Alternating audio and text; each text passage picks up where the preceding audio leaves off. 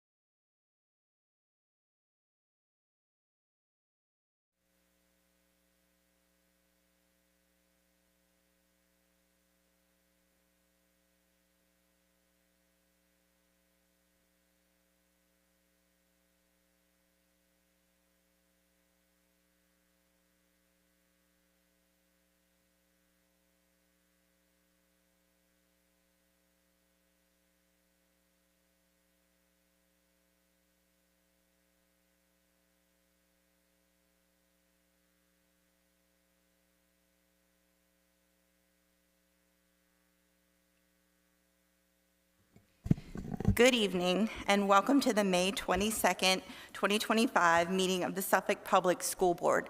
This meeting is now called to order. At this time, if you would please stand for the Pledge of Allegiance led by Vice Chair McGee.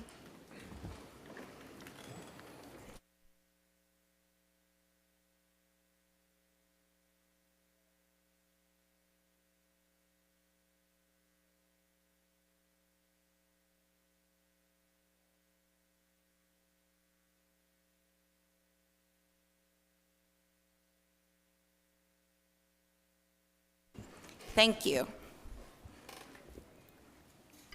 We will now recognize a moment of silence.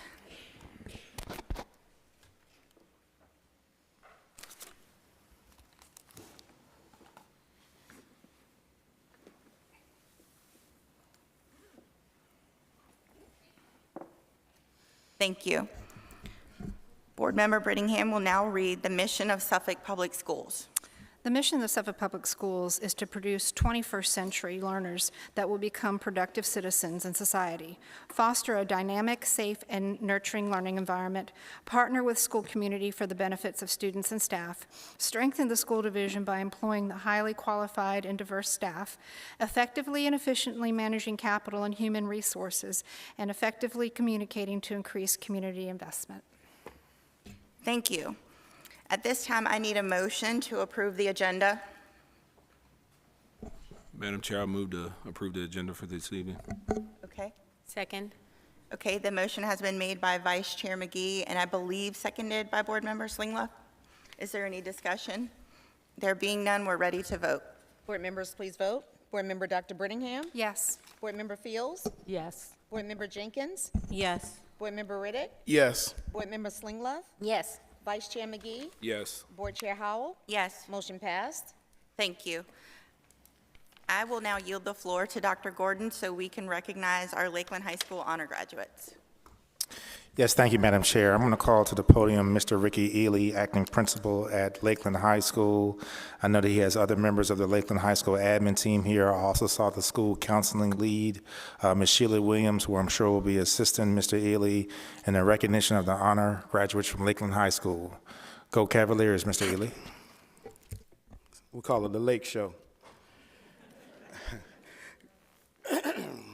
Good evening, Board Chair Howell, Vice Chair Mr. McGee, Dr. Gordon, Superintendent, and other board members. It is my pleasure to be here as the lead principal at Lakeland High School. The graduating class of 2025 is 224 members strong. Collectively, the class has accumulated over $9.5 million in scholarship funds. Yeah, let's give them a hand. $9.5 million. And that number is still rising. We are here this evening to celebrate our 90 honor graduates. At this time, I will yield to Ms. Sheila Williams, our school counselor, and the remaining counselors from Lakeland High School.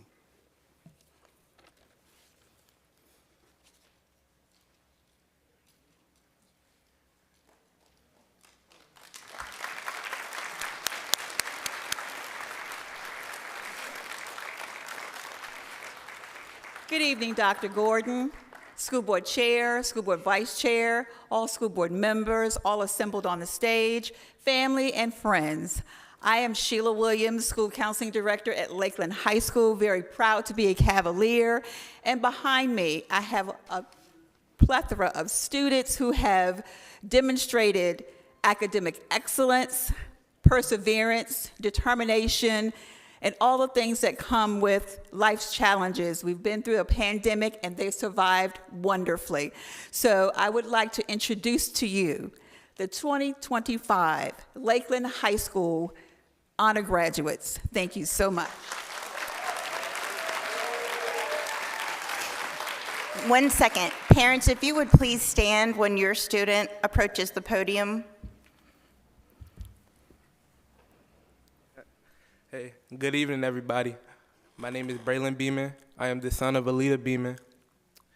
And after graduation, I plan to further my education at Norfolk State University, and I will be majoring in cybersecurity.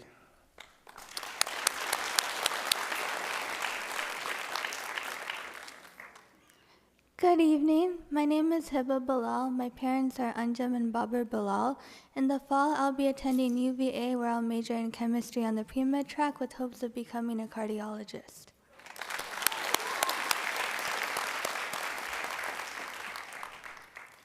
Hi, my name's Sarah Bott. My parents are John and Wendy Bott, and after graduation, I plan to attend Liberty University to study in nursing.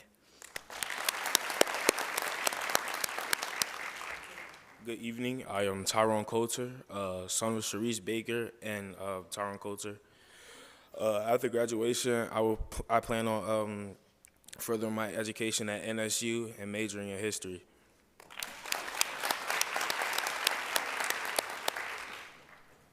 Good evening.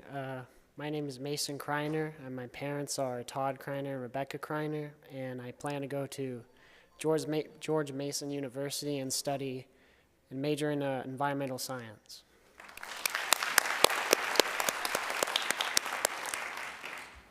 Good evening. My name is Jordan Copeland. I am the son of Glenda and Joe Copeland. I plan to extend my education at Norfolk State University, majoring in theater education.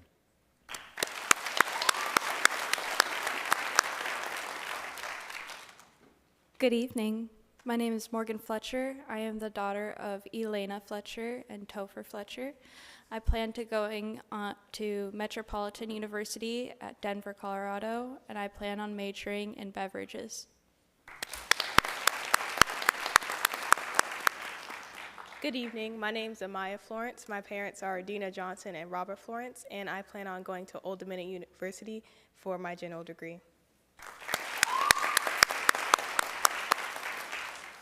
Good evening. My name is Darius Hamilton. My parents are Donald and Magdalena Hamilton, and I plan on attending James Madison University, majoring in project administration.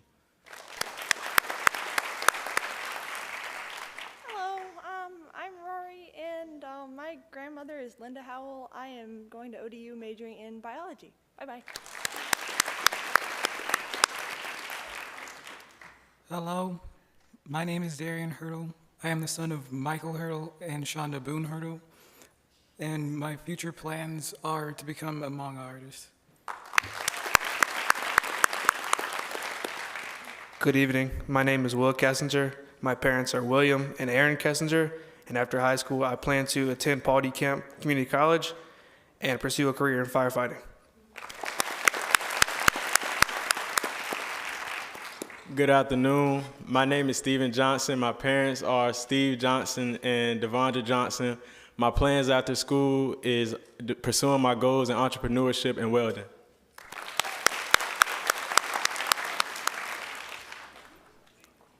Good evening. My name is Joshua Joseph, son of Stephen and Nikisha Joseph.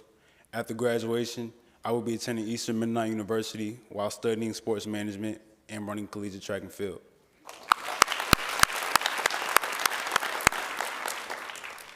Good evening. My name is Pearl K. Mutia. I'm the daughter of Relindis Safan Mutia and Felix Mutia. In the fall, I plan on attending VCU to study pre-nursing on a pre-med track.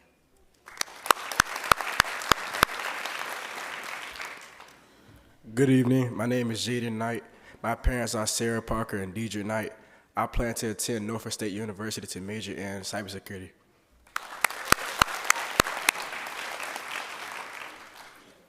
Good evening. My name is Zan Luter. I am the son of Zan Luter and Jacinta Luter, and I plan on pursuing a career in welding.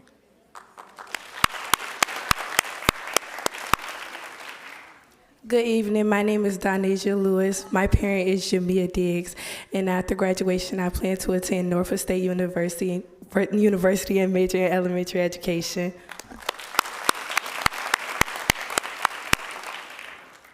Good evening. My name is Trevonna Maney. My parents is Trevelle Maney. After high school, I plan on going to the workplace environment. Good evening. My name is Alea Mays, daughter of Tamika Now Mays, and in the fall, I plan to attend James Madison University to major in biochemistry and neuroscience with the goal of becoming a pediatric neurosurgeon.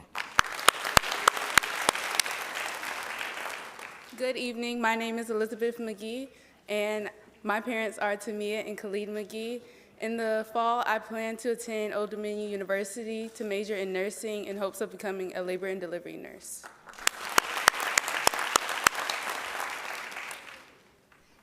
Good evening. My name is Cameron Monroe. I am the daughter of Brian and Pamela Monroe.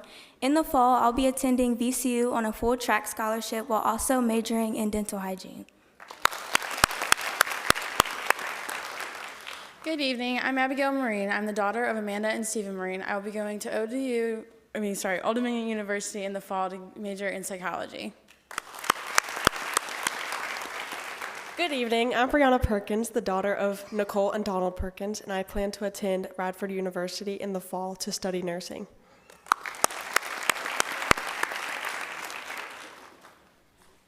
Good evening. I'm Deja Powell, and my parents' name is Deanna Hill and Curtis Powell. I plan to attend Paul D. Community College to study for nursing.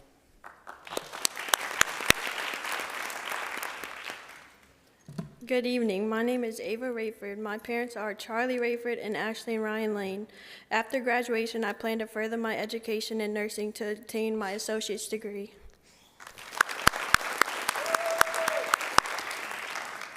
Good evening. My name is Corjay Ravel, daughter of Cornelius and Sabrina Ravel. In the fall, I plan to major in forensic chemistry and evidence at Virginia Commonwealth University. My name's Kara Russell, daughter of David and Renee Russell, and in the fall, I plan to attend Liberty University, where I'm going to major in nursing and minor in business with hopes of becoming a NICU nurse. My name is Kaylee Shenton. My parents are Amanda and Jordan Shenton, and I plan to go to Tidewater Community College to major in sociology. Good evening. My name is Jaden Skinner. I am the son of Andre and Rebecca Skinner. In the fall, I plan on to attend Mid-Atlantic Christian University and study sports management. Good evening. My name is JC Smith. My parents are Amber and Carlos Gonzalez, and my plans after graduation are to join the police force and join the FBI.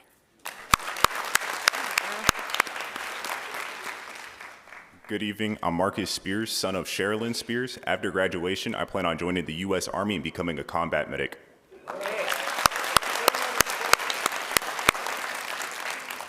My name is Elizabeth Uriah, and after graduation, I plan to attend Old Dominion University to major in dental hygiene.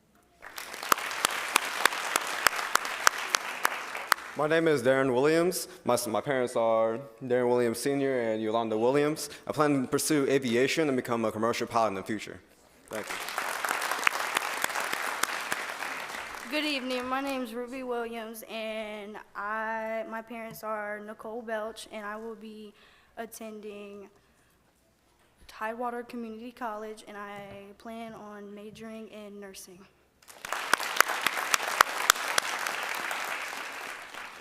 Good evening. My name is Janelle Wilson, and after high school, I will be attending Norfolk State University to study social work, and my parents are John and Janice Wilson.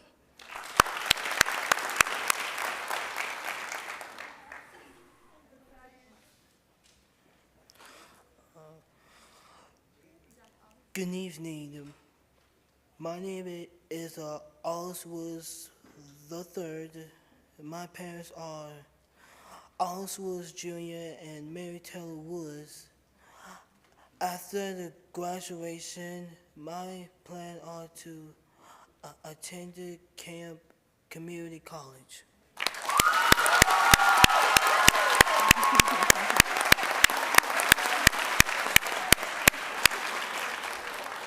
My name is Cameron Worrell. My parents are Josh and Jennifer Worrell, and I plan to attend Liberty University to major in elementary education with the minor in English as a second language.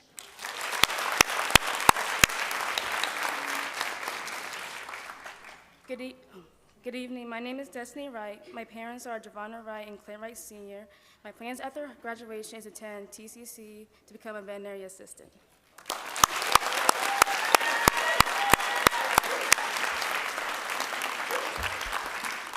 Congratulations, class of 2025, and congratulations to your village, parents, family members, and friends. I know that you have walked those here, so kudos and hats off to you as well.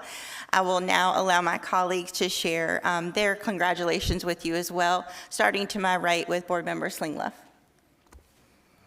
Congratulations. I am so excited for you all. I love hearing what your plans are, and I will tell you, run with it with a gusto to go after whatever your heart tells you to follow after, and know that there's curves along the way, so set your eyes on the prize, on what it is you're after, and know that things will change, but everything works out for the good. So I wish you all the best. I think that you are phenomenal. I am so excited for you all, and I'm just excited to see what you do and what you hear, and I'm really, really grateful for all those that are going to cybersecurity, because I am not technologically savvy. So I'm glad you guys are going to be protecting us. So everybody go out there and work hard, and great successes come your way.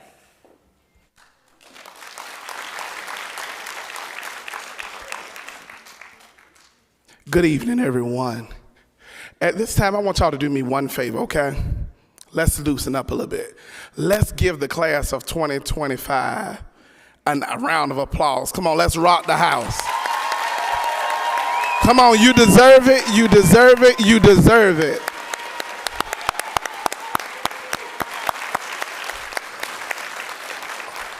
Okay, workout part number 2. Now let's give our support system of the class of 2025 an outstanding applause.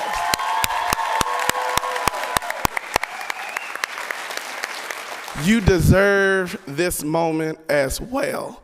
Class of 25, you have did your thing. You are soaring, and I'm super excited.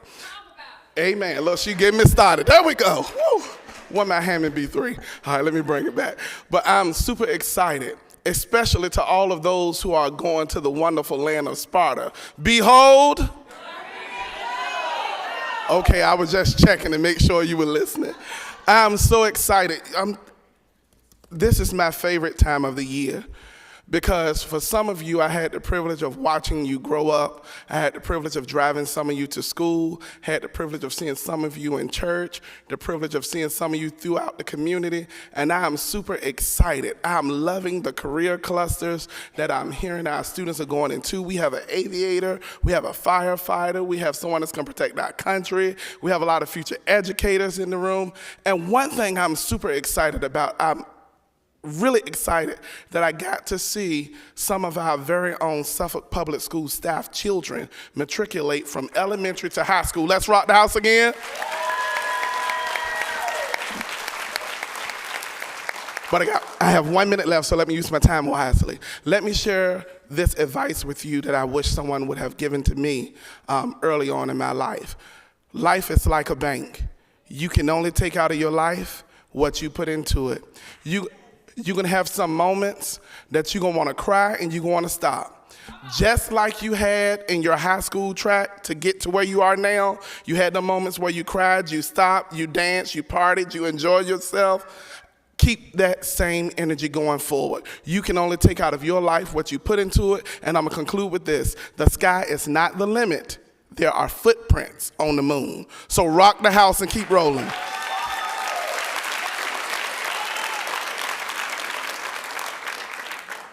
Congratulations, class of 2025. You made it.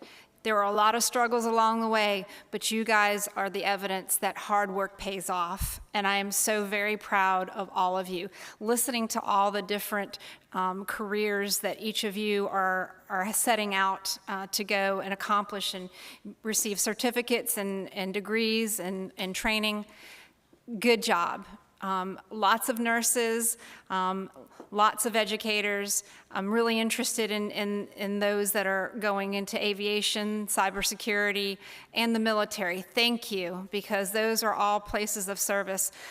Parents, you invested well, and you have got your children to the day of graduation. Congratulations to you for all the hard work that you put in. Family members, grandparents, and friends that are here as well, you were part of that support system. So congratulations to all of you, and I look forward to seeing you on graduation day. Thank you.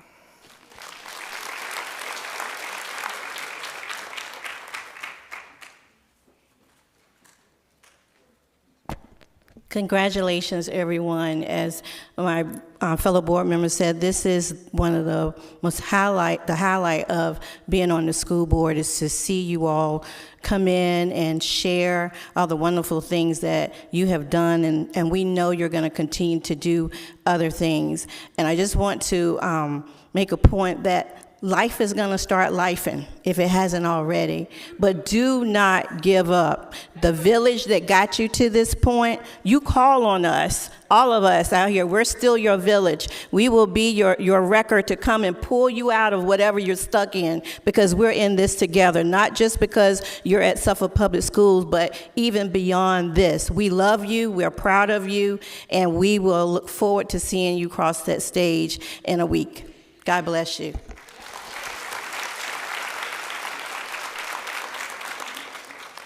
I'd like to say that to you that honor graduates, you've overcome a milestone. What you've done is not a small thing. You've overcome a great milestone. Your parents, your family, your supports are proud of you. They are very proud of you. And this is a good time to ask for what you want from them. You have selected an area of interest. I need you to train your focus on that area and walk to that area of interest with strength and power. You can do it. You overcame this milestone, you can overcome another. I encourage you to keep going and bring your skills and abilities back to the city of Suffolk, the place of your origin, if you can, and share it with our community to make our schools and our community an even better place to be. You've done well. You can be proud of yourself, and we're proud of you.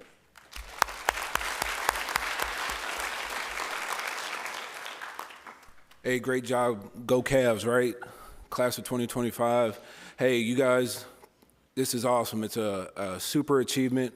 There are a lot of people, you know, who go to school, who don't make it to the end, who don't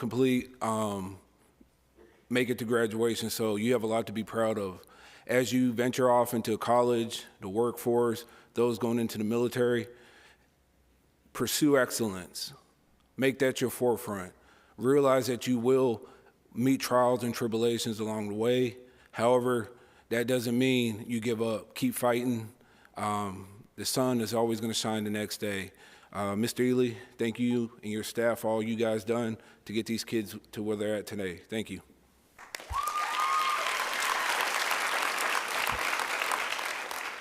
Thank you again. This concludes the honor graduate portion of our meeting. So at this time, I'm going to take a moment to excuse you all out into the foyer so that you can take pictures, and we will continue with our business meeting inside of the auditorium.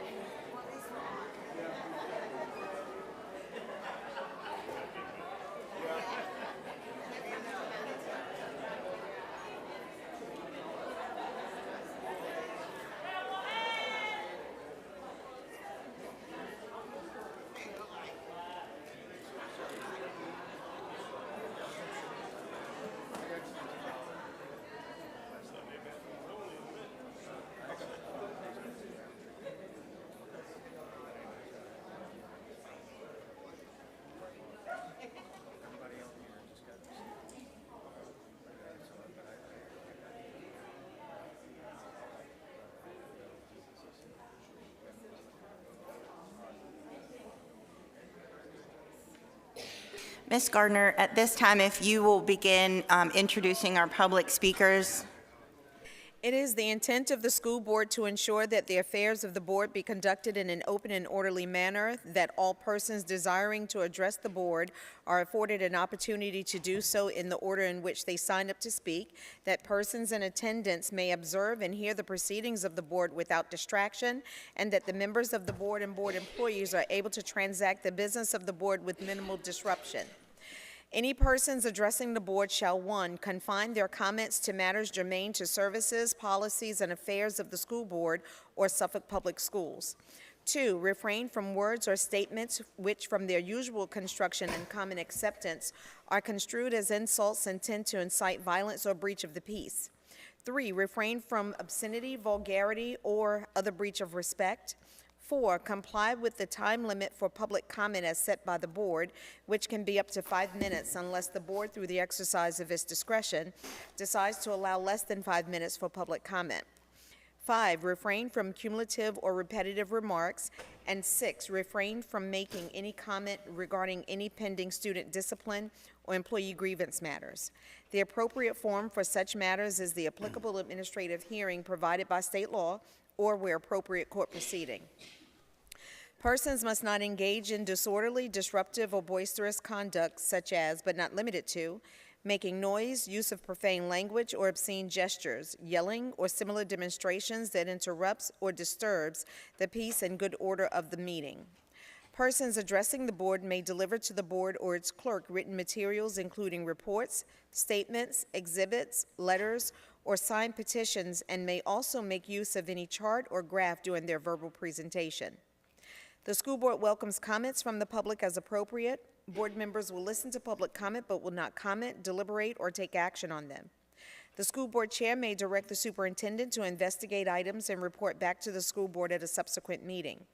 The chair or other presiding officer shall preserve decorum and shall decide all questions of public order subject to appeal to the board. At the request of the chair, a city police officer shall act as sergeant-at-arms at tonight's board meeting. That officer shall, under the direction of the chair or other presiding officer, have charge of the meeting area, the waiting areas, and corridors adjacent thereto, and shall prevent disorder or interruption of the business of the board. Our first speaker is Mr. Travis McKinney regarding school board members' remarks. So good evening. The agenda there is kind of mixed up, and I had shot you an email to see if you could adjust that regardless. I started this process when we talk about the commentators and school board members' remarks. It's all back to regarding May 8th as far as the conversation that was held, disallowing a fraternity to provide tutors over a disagreement of an MOU. So watching that, I decided to go through a FOIA process because I like to understand why things are done. And in this FOIA process today, I found myself in FOIA timeout and had to go pay a fee in order to catch back up so I can actually process a FOIA request. But this conversation started on May 14th where I sent a FOIA request into one of the support staff administrators. And the chair had sent me an email basically stating that I had to make a FOIA request through the FOIA link.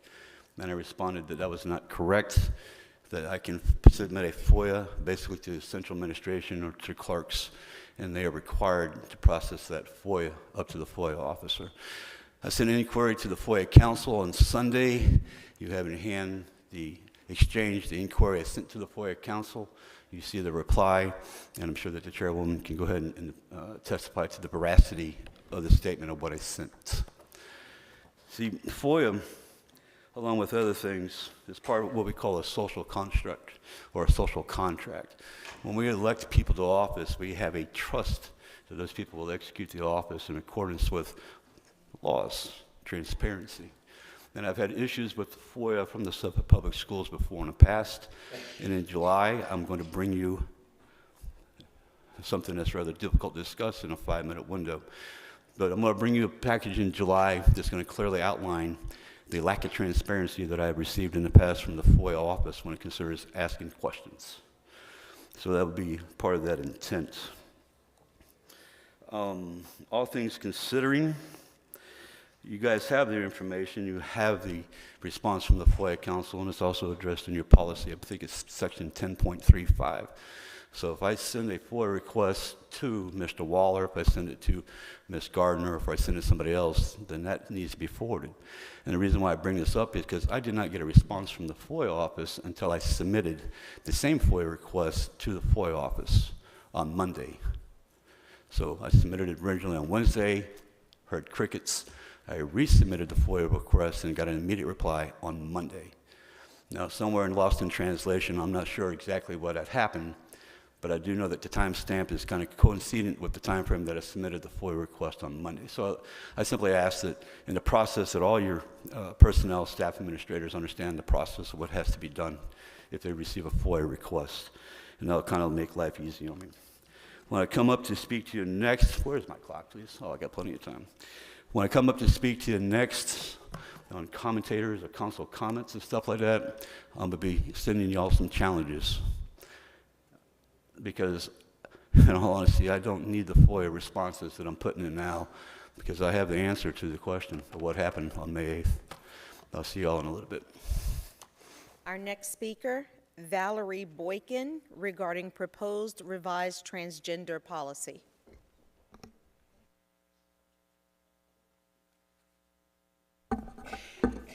Madam Chair, Vice Chair, board members, Dr. Gordon, good evening, and congratulations to the honor graduates.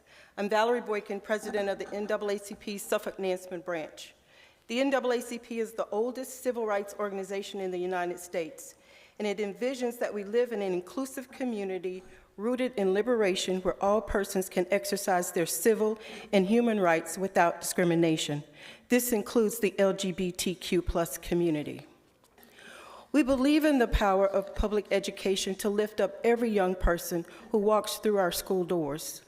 We come to you this evening extremely disheartened by the policy changes this board is proposing regarding LGBTQ+ students. These changes are not just bureaucratic shifts, they send a message, and that message, whether intended or not, is exclusionary, biased, and out of step with both best practices and respect for all. Much like the suspension of the DEI policy, of which we shared concerns last month. You each took an oath to serve impartially and to uphold your responsibilities to the best of your ability. These changes are not impartial. They are ideologically driven, and they certainly do not reflect the best of what we as a district or you as leaders are capable of. A few specific areas of concern include, 1, the removal of all generally accepted definitions of terms related to gender from the current policy, and it suggests a lack of understanding, or is this ideology? 2, another example of great concern, and I will paraphrase from subsection C, is the removal of the statement prohibiting all forms of discrimination, harassment, and bullying, and that the school division will take appropriate action to any such incident or complaint. And the last example that I will highlight, which truly stands out, is the decision to remove support for school mental health professionals to receive training on how to better serve LGBTQ+ students. Why would we deny professionals access to knowledge that helps them protect students from bullying, promotes emotional well-being, and connects with families more effectively? That training saves lives, it creates trust, and it helps students to thrive. Let's look at the numbers. According to the Trevor Project's 2024 Virginia report, over 50% of LGBTQ+ youth in our state seriously considered suicide the past year. But youth who have access to affirming schools and supportive adults were 40% less likely to attempt suicide. This is not just data, it's a call to action. Suffolk Public Schools says its mission is to produce productive citizens, but how can we expect our students to become confident and engaged members of society if we deny them the right to be their true selves in the one place where they are required to spend most of their day? Now, we know the term family choice gets used a lot in these discussions, and we agree, families matter. But choice shouldn't only belong to the families who share the board's personal beliefs. What about the families who affirm their LGBTQ+ children who have spent countless hours with doctors, therapists, and school staff to ensure their children feel safe and accepted? What about the parents who are just praying their child gets through the school day without being harassed or their identities erased? Those voices matter too. Those families matter. And finally, let's think about the bigger picture. We're preparing students to live in a diverse world, a world where we will work alongside people of all backgrounds, beliefs, and identities. That's what it means to be a 21st century learner. If we teach students that it's okay to exclude people who are different, we are not preparing them for success. We're actually teaching them fear. This board has the opportunity to correct course. We can choose policies rooted in compassion, supported by evidence, and aligned with the very mission you're expected to uphold. We're asking you on behalf of students, families, educators, and community members to do better. We want what's best for kids, but wanting the best means being willing to learn, to listen, and to lead with empathy, not ideology. Thank you for your time. Thank you. There are no additional speakers, so at this point, we move further down the agenda to the reports by the superintendent. And so I will yield the floor to Dr. Gordon. Thank you, Madam Chair. I'm going to call to the podium Ms. Antoinette Dickens, our Communications and Community Engagement Officer, to provide the good news report. Once again, how SPS has been recognized as the best community for music education, Wavy 10 Excellence for one of our staff members, being named as an inaugural Distinguished Alumni recipient, Nancy River and Lakeland once again being recognized for Project Lead the Way, our STEM Family Engagement Award to Kings Fork Middle School, and Emily Monument, a student of Colonel Fred Cherry, being first in the 2025 VSBA Student Art Contest. Then I will follow up with the calendar of special events. Ms. Dickens. Thank you so much, Dr. Gordon. Good evening, Madam Chair, Vice Chair, board members, and of course those watching and with us here this evening. As a school division, we are proud to be named one of the best communities for music education for not the first or the second, but the third consecutive year.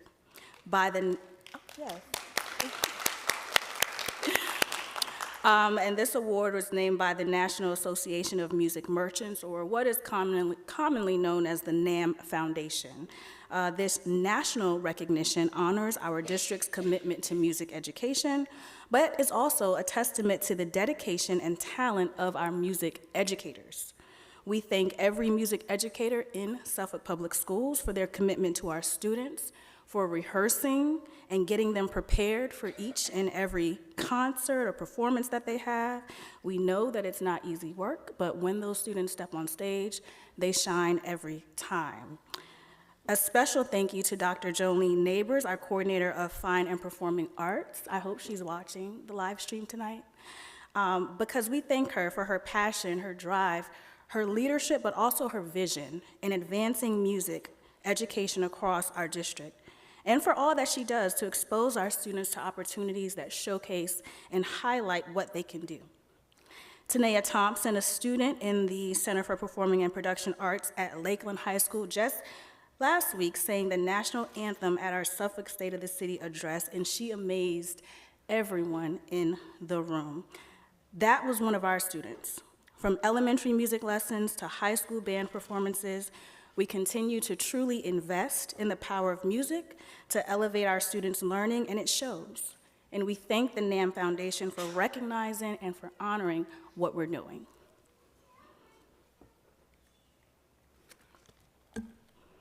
Congratulations are also in order for Ms. Taylor Flick, elementary teacher at Florence Bowser, on being named a 2025 Wavy TV 10 Excellent Educator. The Excellent Educator Series celebrates outstanding teachers across Hampton Roads who go above and beyond to inspire their students and make a lasting difference in their school communities. Ms. Flick's commitment to educational excellence exemplifies the very best of Suffolk Public Schools. Her passion for teaching and her support for student success have earned her this well-deserved honor, and we are incredibly proud to have educators like her leading the way and shaping the future for our students. Her interview with Wavy will air next Tuesday, May 27th.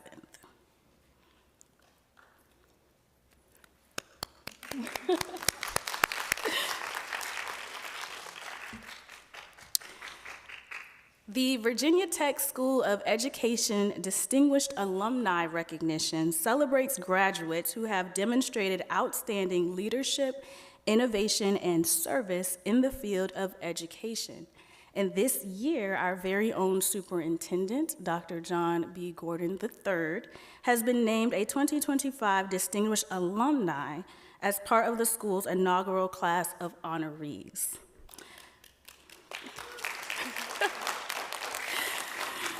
Dr. Gordon, your unwavering commitment to educational equity, student achievement, and dynamic leadership continues to shape Suffolk Public Schools in ways that will last far and beyond. You are truly a forward-thinking visionary with the ability to inspire action and exemplify what it means to be a servant leader in today's educational landscape. We thank you for the legacy of excellence that you bring to Suffolk Public Schools and congratulate you on your achievement.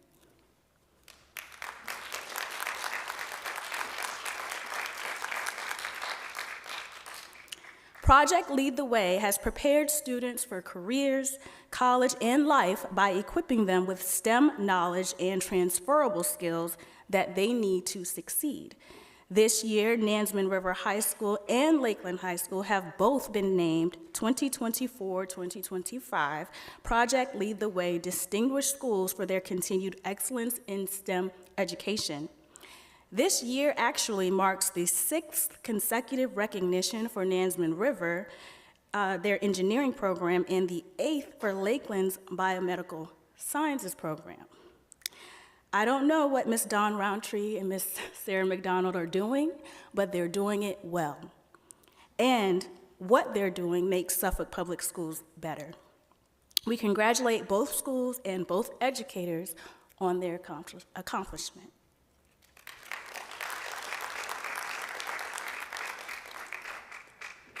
We proudly celebrate Dr. Laguna Foster and the Jaguar team at Kings Fork Middle for being named recipients of the 2025 Christine Darden STEM Family Engagement Award. This award is presented annually and honors exceptional efforts in building strong family-school community partnerships that support student success, specifically in science, technology, engineering, and math. Dr. Foster and his team were recognized for their work in advancing STEM education through meaningful family engagement initiatives, from interactive STEM nights to hands-on workshops and community events. Kings Fork Middle School has not only enriched students' educational experiences, but have also empowered families to actively participate in their children's academic journeys, which we know is an important part in preparing students to thrive in such a rapidly evolving world. Congratulations again to Dr. Foster and the entire Kings Fork Middle School community for this outstanding honor.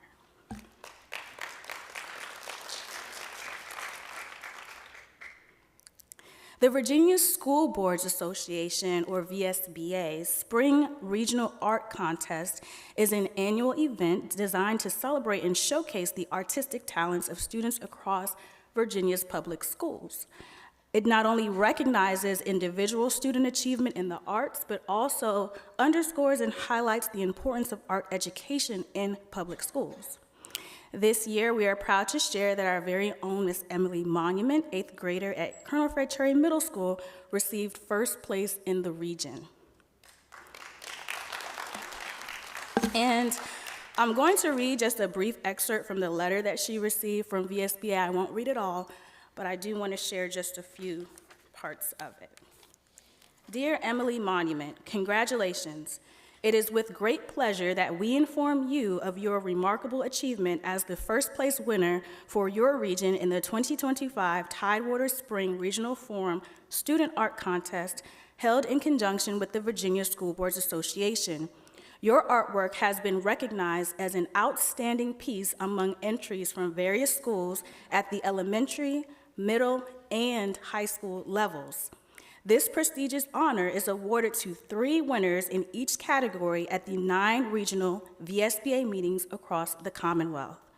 As a first-place regional winner, your exceptional entry will be promptly displayed alongside 26 other winning selections at the VSBA office in Charlottesville.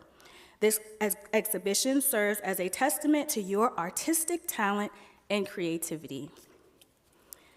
Congratulations, Ms. Monument, on your award, and without further ado, can you and your family please come up to the podium to accept your award and recognition from the superintendent and our school board chair.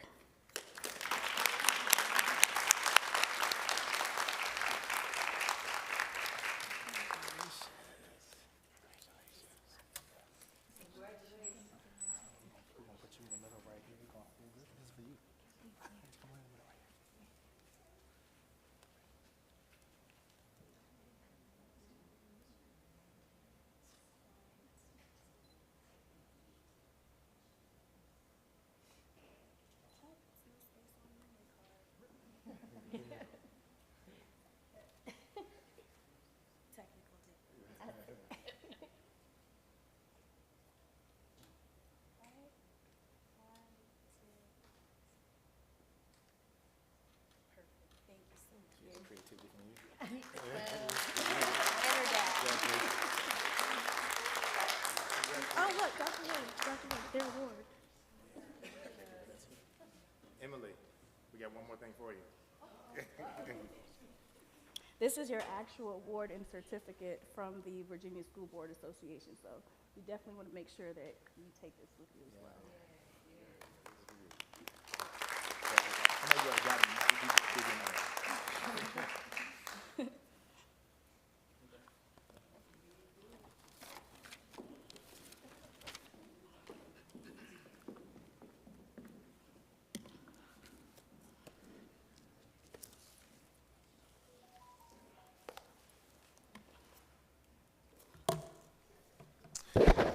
Thank you so much, Ms. Dickens. As you all can see, we have many things to celebrate in SPS, especially this time of year with our honor graduates, the outstanding work by our fine and performing arts team, our project Lead the Way, once again being nationally recognized. Always looking forward to graduation next week.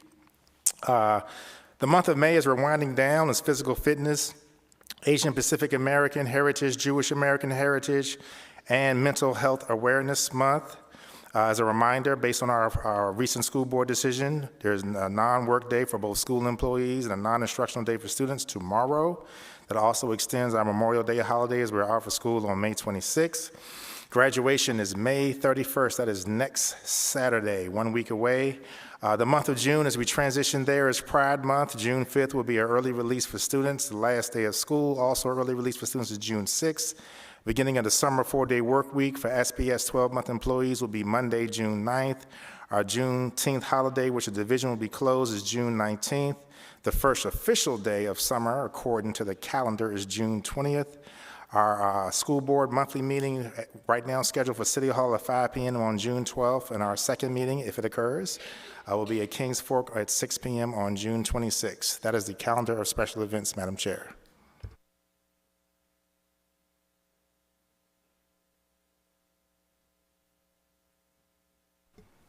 Yeah, I just said Kings Fork. Yeah, Kings Fork Middle School. Thank you. Thank you, Ms. Gardner. Thank you, Dr. Gordon. At this time, we'll move down the agenda to unfinished business. Number 1 on the agenda is the approval of fiscal year and 2025 priorities for the school board, pending year-end funding amounts. We actually began this conversation, well, really a month ago when we first received the list of the staff's recommendations of what needed to be handled if we have any surplus funds at the end of the year. This was tabled at the last meeting to allow discussion among colleagues. Much like our CIP process, we were asked to rank order our priorities, and Ms. Gardner went through the process of creating a rank ordered list for us based on each of our 7 rank ordered priorities, and that list was presented 2 weeks ago. I know that I've had 2 conversations with 2 board members since the last meeting regarding this. So at this time, before I call for a motion, I will ask, is there any further dialogue or discussion that needs to be had publicly before we can act on this for the benefit of the staff? Madam Chair. Yes, sir. I want to follow up on my last comment from last meeting regarding the furniture of JFK Middle. I would like to understand how we got to this point and why wasn't that included in the school when the project was conducted? Dr. Gordon. Yeah, thank you, Madam Chair.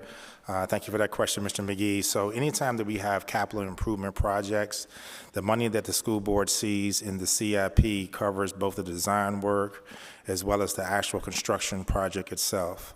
The city has never appropriated funds to the school division for any fixtures, furniture, and equipment, what we tend to call FF&E.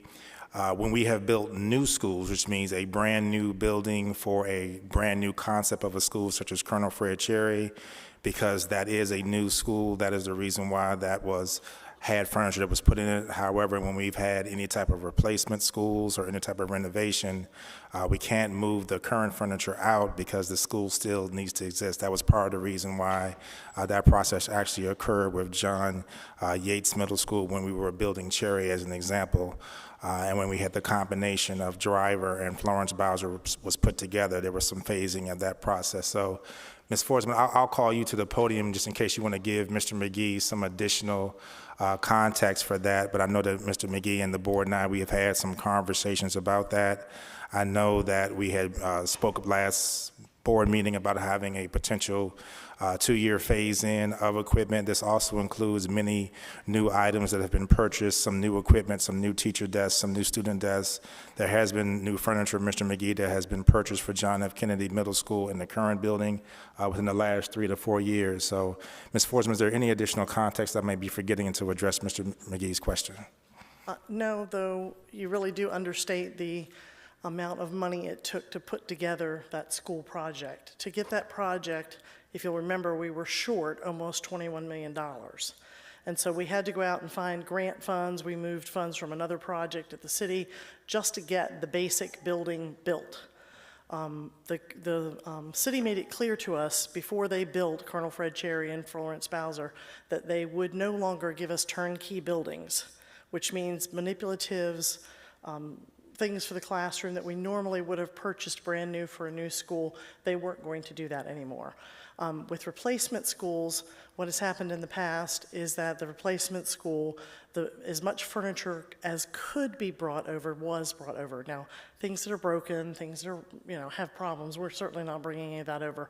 But we have given a list of furniture to the school, and the administrators are walking the school and giving us an idea of those things that are in good enough condition to bring, that are not worn out, based on their knowledge of the amount of things that are needed. And what we used as our template was the furniture books from Colonel Fred Cherry. I guess my concern is Colonel Fred Cherry, schools in northern Suffolk, it received brand new furniture. Why is John F. Kennedy not receiving the same equality? Furniture was brand new because it was a brand new building, and you couldn't take all the furniture out of John Yates to put in that building.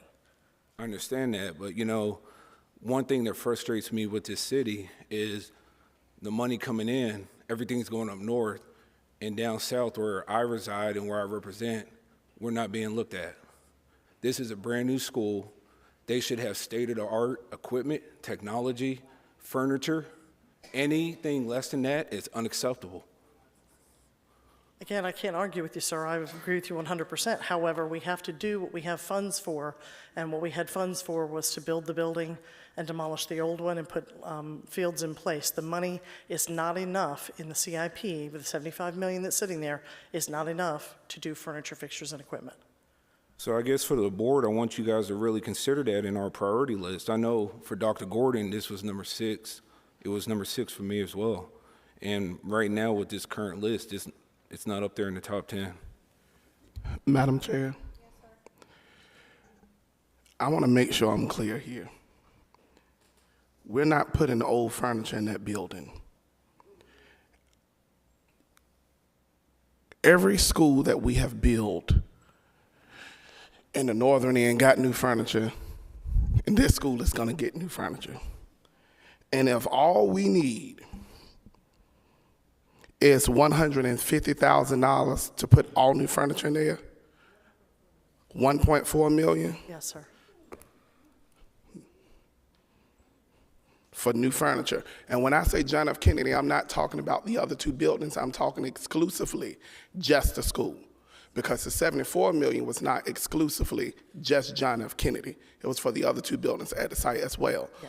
So when we're talking about JFK, if we're gonna break this thing down, then I think we need to start pulling back. And one thing I'm talking about pulling back is from the Innovation Center. If we need 1.4 million, that was $1 million that we shifted. And we can do without it. I will not stand by idle and let us drag old furniture with patchwork into a new building. That's not going to happen. So what I'm suggesting, and I don't know if contracts went out, and I know some people ain't gonna like it, and I really don't care.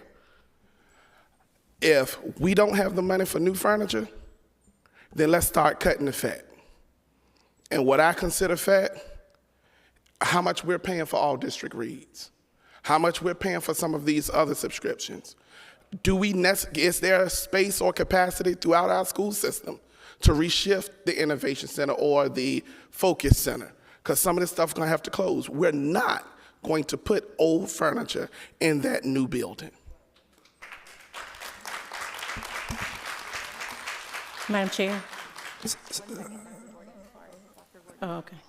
So I think there, again, there has to be more context here, because what Ms. Forsman stated to the board is the city has never provided funds for replacement schools.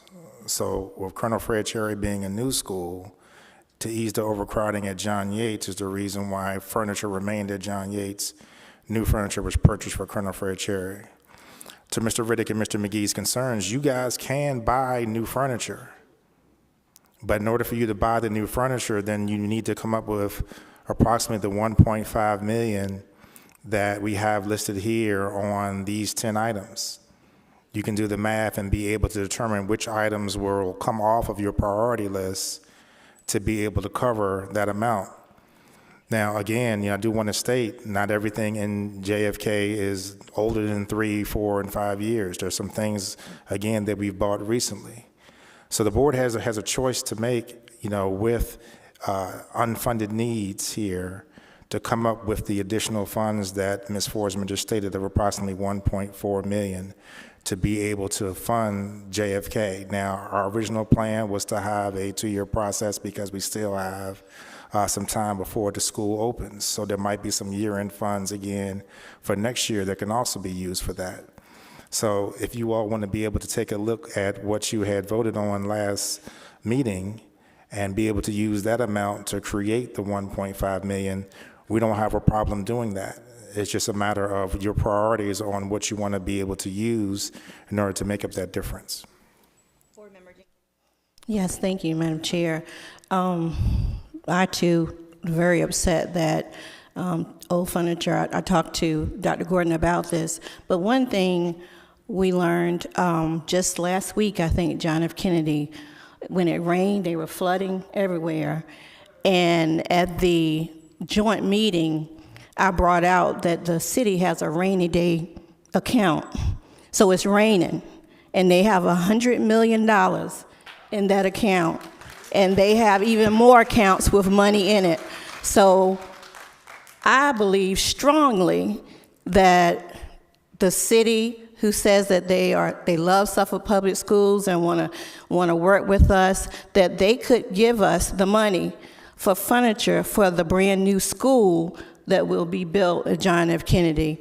Some people may think it's impossible. No, it's not. We have to ask. We need them to tell us no, that they don't want to put new furniture in the school. So I suggest we go. I know my city councilman and at least 2 more would be in agreement with that. So your rainy day fund and other funds that someone has sent me that has millions of dollars in, let's stop the rain.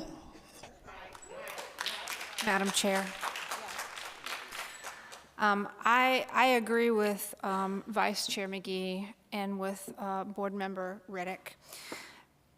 We, as a board, voted for the Innovation Center, yet we're building a brand-new school at JFK that needs to have furniture in it.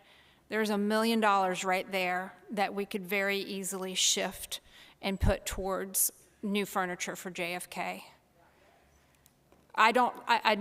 To me, if the need is that we're already building a school and it needs furniture, that's where we put the money. We don't renovate a building for an innovation center when we can't provide our teachers and students at a brand new school with brand new furniture and equipment.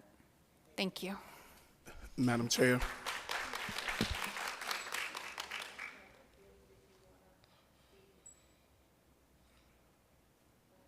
Well, I'm taking in all that I'm hearing. This is a new concept for me. I do agree that if it's a new school, John F. Kennedy is going to be a new school, it needs to have new furniture. I don't really see how we could not consider having new furniture go into that school. So whatever we need to do, if it's appeal to the city for the funding or divert funding from the Innovation Center, wherever we need to get the funding from, that's where we need to be focusing our energies so that we can equip that school with new furniture going in. I'll be very brief because I don't want to beat a dead horse, but I'm wondering, based upon the discussion tonight, that if the Innovation Center had been put on this end of the year priority list, if it would have been approved at that point. Madam Chair. So I think one of the things that we talked about with the Innovation Center was the overall timeline. And the timeline was for the construction because of the 16 specialists that are at Booker T. Those 16 specialists are in the classrooms for the STEM Academy. So we need to have a landing spot for them since those classrooms are now being used. So if we are not renovating the Innovation Center, the former Early Childhood Center, we don't have anywhere else for those staff members to go. We also took in consideration the launch time to be able to have the furniture. I know, Ms. Forsman, I think some of the things are 40 to 44 weeks out, which is almost a year. That's another reason why we had some of the timeline on when things were going to be ordered. I think what Ms. Jenkins has suggested is a path that I believe that I would encourage the school board to take a look at. Just because the city in the past has not given us the money for fixtures, furniture, and equipment, we all have a need. Let's lobby that way and try to see if we can get that done. The $1.5 million is something that we all believe and know that they can afford, especially because, once again, we do not have any preventative maintenance money because that money is being used for renovation of our schools. And it's a situation where we're sitting in this again where, in order to do what our audience is talking about and what our school board members are talking about, that means we have to choose between two, right? We have to choose between two decisions that one group is going to suffer unless we get help from our fiscal agent. So this is where I would actually ask the board members to have those conversations with your city council members and see if we can get this placed on either their next agenda or an agenda in July when we have the encumbrance of funds that comes out from the memo to see if they would be willing to cover the $1.5 million. Because either way, we're going to have 16 staff members and all 4 of the core subject areas that they support not have a landing spot, and therefore our core subjects are going to suffer. Or we have to do a phase-in project, which it sounds like the majority of you all are against, for furniture, fixtures, furniture, and equipment for JFK. So I'm encouraging the board to not have us make a decision where either way we're going to lose. That it actually has to be a communication conversation with our fiscal agent to give us those funds, to break the trend of what we've had in the past, to give us those funds to be able to have brand new furniture for the entire building. Mr. Riddick. I got a series of questions.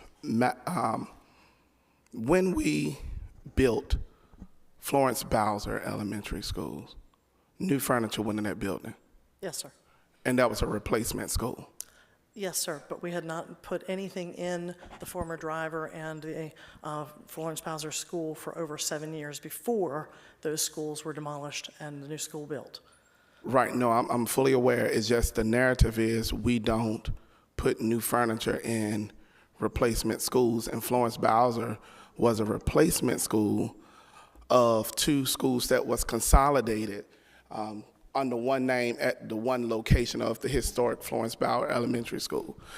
I believe that we have capacity to shift the 16 if we needed to. I believe if we were to relocate them to Turlington Woods and shift those students who are sent there for disruptive behavior and bring back night school, I think we can make it happen. Looking at this list, I want all structural need stuff to be put towards the top that we can afford. Because if we don't address stuff that's, for example, Oakland Courtyard, it brings up structural issues that's gonna have a higher price tag later. So I'm all for having a conversation with City Council. I just don't like waiting till the last minute to know that we need to have one. Because if we make a decision tonight and they say no, then we're still back in a situation where old furniture has to go into a new school. And I am not going to support anything that runs the risk of putting old furniture in a new school. That's my issue. But looking at this list, I know JFK is our hot topic, but I also encourage the board to look at our structural issues that is going to have a deeper burden on our pocket. With this professional painting, is there a way where we can stipulate that we use small businesses from Suffolk? That way it's a cost saving versus big companies or coming in. I just have a lot of concerns here. But my biggest hurdle that I cannot make peace with is running the risk of giving the people of this city who waited the longest for a quality school in our 430 square miles old furniture. And the rationale is because the city don't fund new furniture and replacement school. Why I have the floor, I got to clear something up, because misinformation can cause a ruckus. The rainy day fund from the city is not money just sitting there idle. The city has a AAA bond rating, and former city manager Selena Cuffey Glenn, former Mayor Linda Johnson, former city council member Charles Parr, when they brought the whole concept of becoming a AAA bonded city to the city of Suffolk and drug tooth and nail to get us there, it was so we can afford to do things at a lower interest rate. And as they explained, this is the money in the event that something happened, they can still support their staff. So I understand we all want to go back to the city, and I'm all for going back. But I want the context to be clear. It's not money just sitting there without a purpose. It's a rainy day fund. If something go wrong, they can foot payroll. So, and the way we live in now, we don't know, and that's very likely. So I understand why the city is hesitant. Now, once again, it doesn't matter who likes what I said or don't. I understand why the city is hesitant. We need to explore all options. And one option is trimming the fat, or if we have to delay the Innovation Center, then delay the Innovation Center. We have other buildings in this city where we can move. You can get a lease cheaper than $100 million, since we like renting stuff. I mean, I'm just being honest. Old furniture is not going in that building. And if I have to choose between an Innovation Center and making sure my kids from my borough and downtown in the core of the city and the southern end of the city get new furniture, I'm not sorry, I'm choosing JFK. So I ask that we be mindful of how we rank this. May I point out something if you have the list before you? Number 4 on the list is sinkholes. That's 1.5 million and some change. Another option might be to put JFK Furniture in place of number 4, and then, I can't think of a positive word. Respectfully ask the city to support the repairs of sinkholes that occurred due to the infrastructure while they were in possession of the land and the building being built.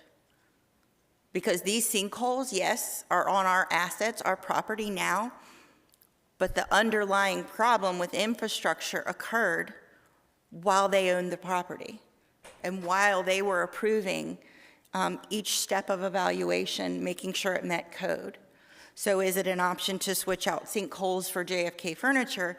And then we dialogue with the city about their shared duty to repair sinkholes that occurred on their watch. Just a thought. Madam Chair, Madam Chair. Yes, I concur if that's the route we're going to take. But what I'm also going to ask is that when we are doing these projects, that we have our own project manager actually hold people to the fire as it relates to making sure that this stuff is done. Sometimes the sinkholes, as it was explained in years past, I can't remember if you were on the board at this time or not, sometimes people get around by cutting corners and instead of filling it the way they're supposed to do it, and if it's not being properly inspected as it should be, by both ends, then we come up with this $1.5 million for sinkhole repair. So I'm not just for, shifting liability. I want us to go back to the joint meeting and do what they said when they was wanting our athletic fields, how we are greater together, how it's more access to things. I want us to come through and let's do an audit of our land. Where are the sinkholes and how much it will cost to replace them all? And can we put together, because we don't make our own money as a school board, can we put together a realistic plan for infrastructure for schools to repair the sinkholes, because it's a liability, if I'm correct.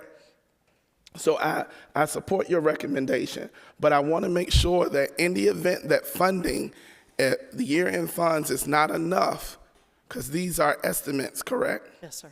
In the event that year-end funding is not enough, that JFK is priority and that's brought back to us immediately so we can begin those additional conversations that need to be had to ensure that John Fitzgerald Kennedy Middle School does not open with old furniture. Yes, Madam Chair. So to kind of piggyback on Mr. Riddick's point and from our original list, I definitely agree. That was part of the reason why we had infrastructure at the top, because the infrastructure pieces are the things that can impact everything else, every other system that we have within the building. So to address the discussion and feedback that the board has brought up here tonight, we already know that you all have given the approval for the bonus. We've already have done that at the last meeting. So if JFK is going to be the priority, that needs to be number 2. And the JFK, depending on how much money we have left over, we will try to be able to cover as much new equipment and fixtures, furniture, and equipment during year-end funds, and then see what is left over for what we can afford for next year. Then as an agenda item, based on what Ms. Jenkins and Ms. Howell and Mr. Riddick and Mr. McGee just said, when we have our next joint meeting in October, that needs to be the topic to be able to make up the difference. And that also will be able to potentially cover some of these other items that we have on the list.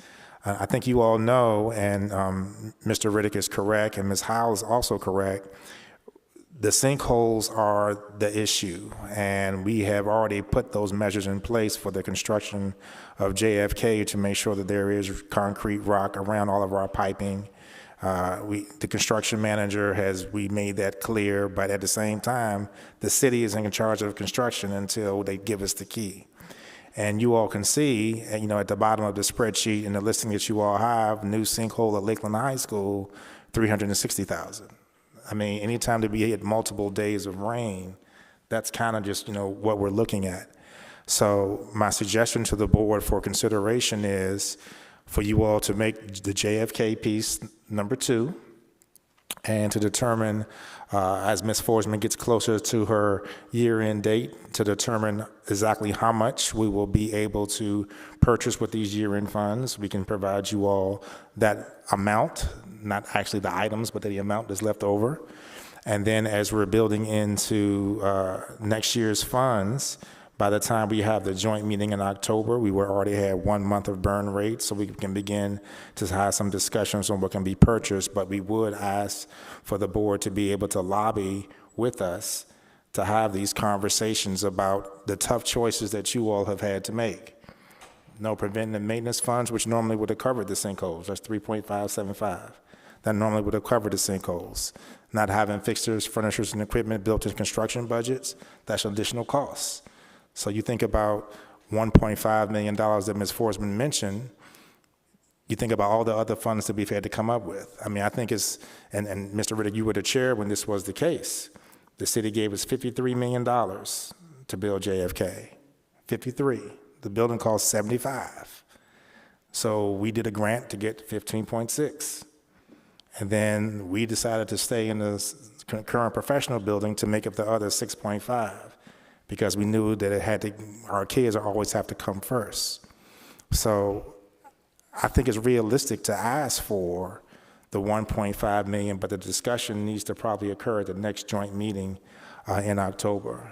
So my recommendation to the board would be to put JFK, if this is the will of the board, at number 2 for any available year-end funds we have left to buy as much furniture as possible. Thank you, Madam Chair. To clarify, is it an option for us to only vote on, since we've already voted on number 1, is it an option to only vote on, say, numbers 2 and 3, and then you come back to us if there's additional funding? I think because we know an approximate amount for JFK, I would ask you all to give us your top 5, 2, 3, 4, and 5. So this way we would be able to kind of prioritize based on the funds that are left, how much of that JFK piece we can do, how much is something for the infrastructure piece that Mr. Riddick was talking about, for anything that may affect any other systems. Madam Chair. Board Member Slingla. Yes, thank you. I would like to ask the superintendent, when I spoke at the last meeting, my understanding was, well, I was differentiating between wants and needs. Understanding that the list was given to us was entitled as unfunded projects. And since it was during budget season, my understanding was also that these were unfunded projects that would not be covered in the budget because our budget wasn't sufficient. So you corrected me in a text message, and then we followed up with an email afterwards about that. My question is, right now, the list that we have, some of these items that you mentioned would be potentially rolled into the next budget, fiscal budget 25-26 after the new budget monies come in. We would cover some of these. So between wants and needs, are there any items that have been presented to us or anything that's on this list that could not be funded by the 25-26 budget? Because, I'm asking that because this board, if we know, for instance, Oakland Courtyard, I'm imagining that there's no way that Oakland is going to go without repairs. So it's on the unfunded list, but I'm sure that it's going to be covered in the 25-26 budget if we don't have it covered at the end of the unfunded monies now. Same with the sinkholes, because those things have to be done. So what items are on this list? Because for me, the security cameras, the telephones, the radios, this is all security to protect our kids. And that is a priority. I want to differentiate again between wants and needs. These are needs. We need to keep our kids safe. We need to give our teachers and staff the resources and make sure that they have a solid system for security response within our schools. So, thank you. Madam Chair, yes, ma'am. So, yeah, Ms. Lindley, if you're right, we had that conversation. So just to clarify, to make sure that the entire board is aware, part of the conversation that Ms. Lindley and I discussed was, this is unfunded needs based on year-end funds that we have for this fiscal year, right? Now, if we can't afford it with our year-end money by June 30th, for whatever is encumbered for the letter that we give to the city, then Ms. Forsman and Mr. Napier begin to take a look to see, okay, as we begin to spend money to operate the school division in 25, 26, what are some of the things that we can then begin to come back to this list and do? So that's where the burn rate comes into effect. And then we also take a look at when. So some of the windows that we will probably look at for us, besides this summer, which is going to be huge, because a lot of times that's what the month of July is for, is to fix things. Our next window would then probably be November, because we now have a full week out for fall break. We also try to take a look at some weekends, but when we take a look at weekends, then we get into overtime. And so it becomes more expensive. So to look at the list here from what you all ranked for your priorities, the security cameras, replacement equipment, end of life, approximately $440,000. That would be something that we would definitely try to see what we can do. It may not be able to do them all at the same time, but what we can do. And a lot of that's going to depend on the recommendations that we get from John Littlefield, our Director of Technology. The Oakland Courtyard, similar to what we did this year, we kept just putting Band-Aids on it. Mr. Napier would send his team over anytime there was sustainable rain that then would cause some flooding from the patio. We would go in, try to put some repair work down. It would be good for 2-3 months. Then we have to do it again. That's one of the cheaper things on here. So that would be something that more than likely we would try. We would try to do definitely with the 25-26 year-end funds. I'm sorry, 25-26 FY funds. The copiers we may be able to hold off on. As I mentioned, we don't need the radios. That's a cost that I think duplicates a lot of the security measures that Dr. Brown's team has already put in. Mr. Riddick is spot on about the painting. The interior painting of the roofs, that leads to leaks. And you all have known that have been on the board for a while. We've also made a conscious effort to replace our roofs and make them metal roofs. Now, the sinkholes is the variable, Ms. Lingleff. I mean, that's the one thing that has burned our funds more than anything else. But we also prioritize where the sinkholes are. If they are in areas where there's a lot of traffic, if they are in areas that create safety issues, then we must repair them immediately. We must repair those immediately. One of the ones that we had in the past, we had left undone for a little while because it was all the way back in the corner of a campus, and no one was going back there. And so we got permission to make sure that we marked it off for safety reasons. So I wish I could give you more specifics, but all I know is we take a look at the burn rates per month after we get our new money beginning July 1. We take a look at the timetable or timeline of what the contractors say that they can tell us to get done. But our decisions have always been made on how much money we put into places that impact the students and staff the most. That impact the students and staff the most. And that was one of the reasons why we had, Kings Fork High School up there for professional painting, because we're talking about almost 1,800 students and 150 staff members. That's almost 2,000 people that would impact. So I think, part of the decisions and choices you all are going to have to make, if safety and security is going to be at the top with replacing the security cameras, 100% agree with that. 100% also agree with what Mr. Riddick is saying about infrastructure. So that's why we have to make some choices, and that's why I recommended to the chair, you kind of come up with a top 5. Because we now know if we're going to, add more money to what we already had planned for JFK, because we were planning on buying any money that we had that was not being burned during the months is what we were going to use to begin to fund JFK during the 25-26 school year. But if we want to get an early jump on that and you all want to use some year-end funds and buy more now, that's fine. That's fine. We don't have a problem with that. But we just know that we can't then afford anything else, right? The top 5 is probably going to have to be where you guys can give us some direction, because we now know that the funds are going to be even more limited. And Dr. Gordon, if I may add to that, like anything else we do, because we don't have maintenance money, anything you move to the next year moves something up further. Something goes out further every time you move something. So Mr. Napier has given a budget, and if you look in the budget book, you will see that his purchase services and his materials and supplies are always well over budget. It's because of things like fires, electrical outlets, things that happen that we have no control over. If a HVAC goes out and that HVAC costs $110,000, we have to buy an HVAC for $110,000, which pushes other things off. So this list that you received are things that we knew about that we couldn't do with regular funds, and we've never, since I've started doing the resolution for you all, and I guess it's been 6 or 7 years, we've never done it without permission of the board. We've always brought the list to the board. We've always said, here are the things that we could not get during the year because of other things that had to be taken care of. And if we were going to focus our year-end funds, this is what we were going to focus it on. The reason, Mr. Riddick, that we put $500,000 for furniture for John F. Kennedy's school is because we felt like if we put $500,000 this year and $500,000 next year, that gets us $1 million closer to $1.4 million.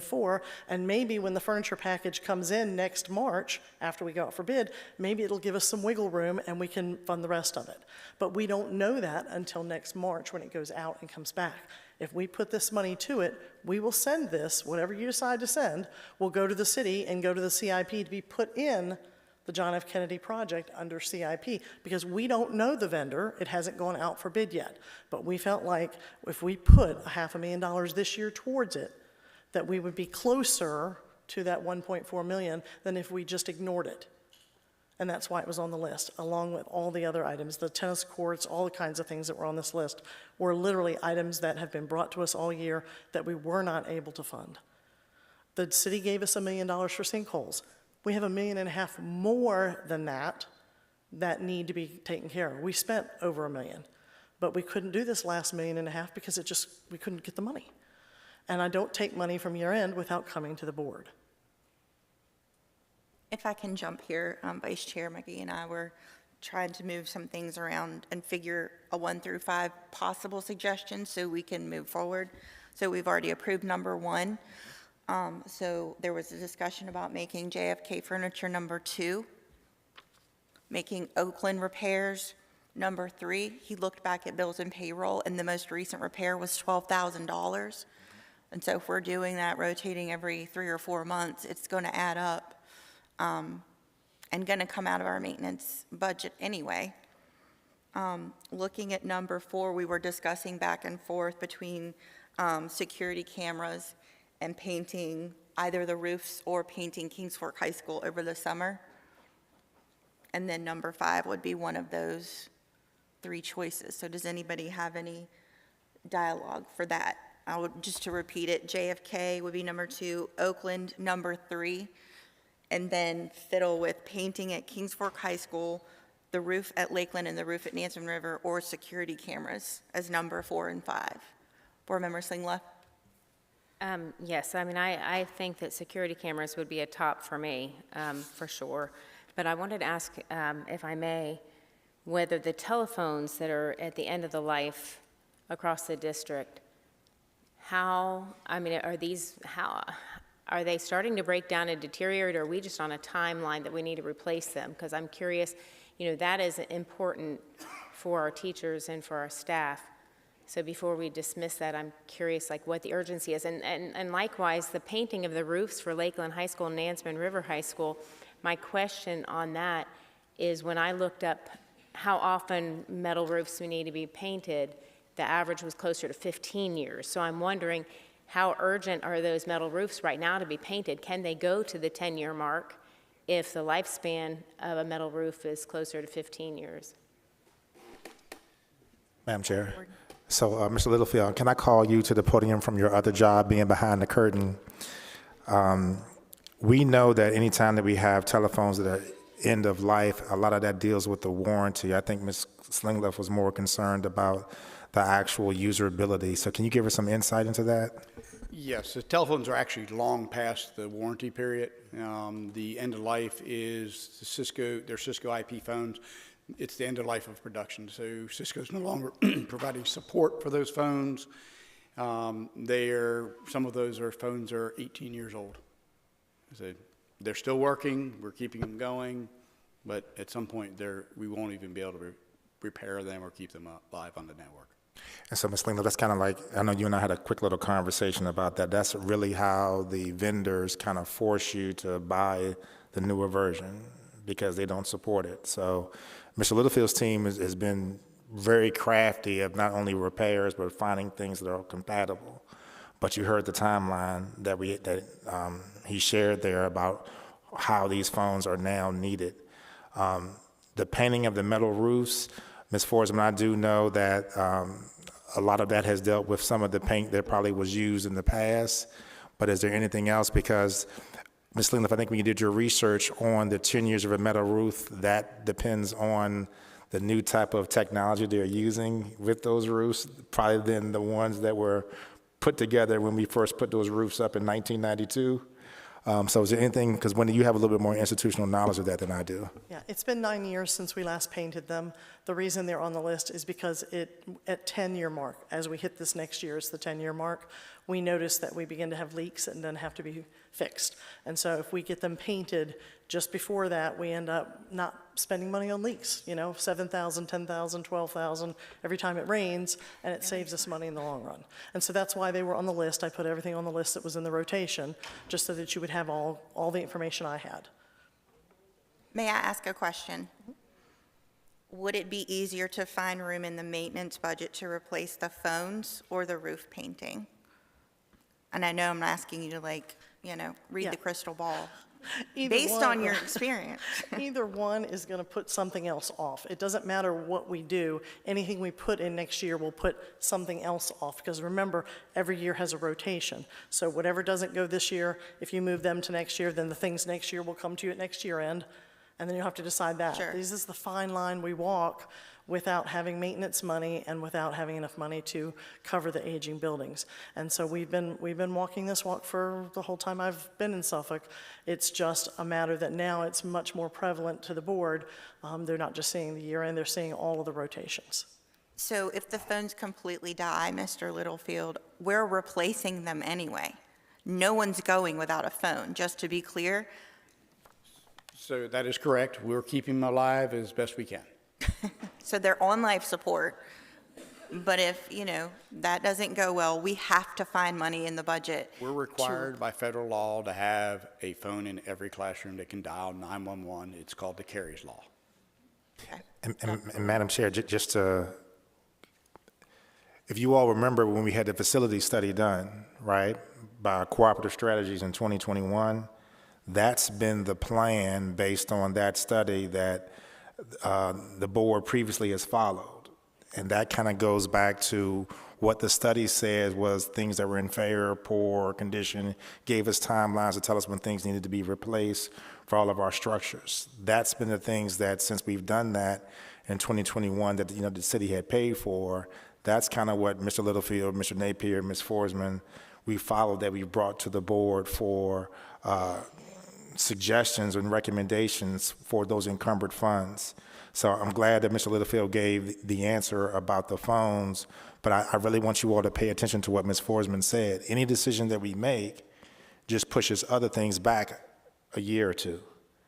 And it's going to be like that for the next 3 years because no preventative maintenance money, right? So there's no preventative maintenance money. There's not money that was given to us for FF&E. So we got 2 major projects going on.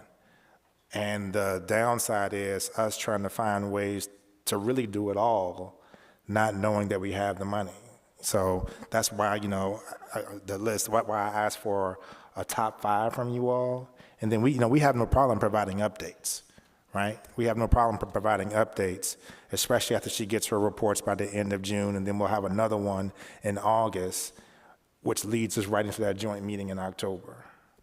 Board Member Slingla. Yes, thank you, Madam Chair. So my question is, if the phones actually went down where you couldn't resuscitate them, I'm assuming that the turnaround time is not going to be 30 minutes or an hour. It's going to be a lengthy time. And if we're required to have phones in there, what kind of turnaround time would it be? Because my concern is if this happens with to an extensive degree in the schools and the phones have to be replaced, that's going to be interrupting the day-to-day for the kids. That's going to be a lot going on in the schools. And it would probably be much better to have that taken care of when the kids aren't there? They're not going to all of a sudden all die at one time. We're seeing them, you know, one here, one there die.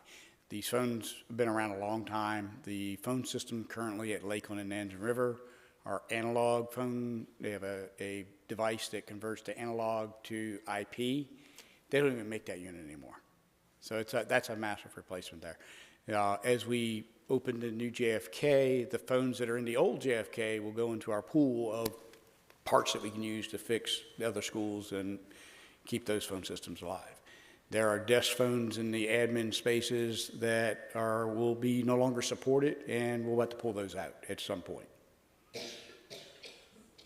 Madam Chair? Yes, ma'am. So giving the top 5, what happens to the bottom 5? Nothing. So the bottom 5 just go away? We're not even considering when and how those things are going to be replaced? Dr. Gordon. So that's what we will bring back to you all probably the same time next year. That will also include originally scheduled items that we had on the list based on the need that we see, as well as the report from the facility study. So whatever 5 things, ideally that you all don't choose, then will automatically become part of the list for next year. Or if they are cheap enough that Ms. Forsman can find the funds to do it during 25, 26, we might inform you all, hey, we have $50,000 that we think that we can use to take care of the old broken desks, to buy 75 desks. I mean, those are some of the decisions that staff would have to make depending on what she's predicting is going to be the burn rate per month, even before we get to the end of the year. But to Ms. Howell's point, nothing can happen right now because we just don't know. Okay. Well, that being said, I have similar concerns to Board Member Slingloff when it comes to the security portion of what's on this list. We need to take care of the security cameras. We need to replace telephones. But I believe we need those radios as well. That is one more layer of security for staff members if anything were to go wrong. I'm concerned that the bottom 5 of these will go and get swept away and not be returned to this board for us to consider. So how do we know? Like, if there's more money in the end of the year beyond the top 5, how do we know what's going to happen with those bottom 5? What's going to be chosen? Sorry, he already said they'd come back to us. Okay. With the remaining items on the list, the amount of money still remaining as surplus, and ask us again what to do with those top 5. Okay. Madam Chair. Sorry, Vice Chair McGee. Madam Chair, Dr. Gordon, real fast, I don't know if you, Mr. Littlefield or Mr. LePay can answer, but regarding the security cameras, when it's end of life, probably the same thing, just no warranty coverage, but the cameras are still functional? Currently, our Cisco cameras are the majority of the ones that have end-of-lifed. We're running a Genetec system. Cisco does not manufacture cameras anymore at this time. So those cameras, they're lower resolution. The quality of the video is not as good as what the other ones. The AI components in those cameras are very limited. So it's limitations on the system. Will they continue to run for a while? Yes. Have some failed. We probably replaced at least 10 so far this year that have failed that had to be replaced. I appreciate that. Can we look at possibly, when we talk to these security camera companies, looking at what a subscription cost would be?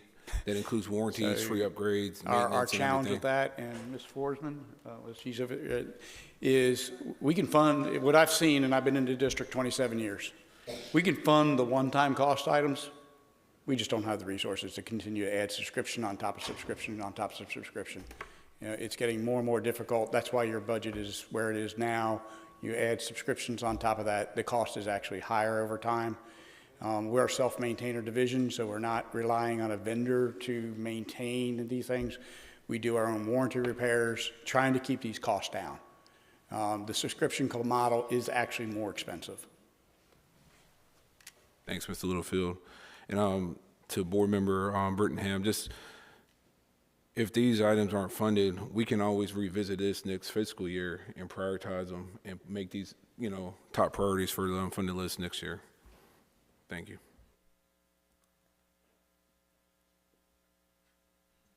Anyone Madam Chair, I have a question, but I want to make sure I understand the suggested ranking first. Could you repeat the top 5 that you and Vice Chair McGee had discussed? Okay, we've done just a bit of shuffling. We've done just a bit of shuffling after that discussion. So what we have right now is JFK being number 2, security cameras being number 3, Oakland being number 4, and then painting the roof at the 2 high schools would be number 5. Okay.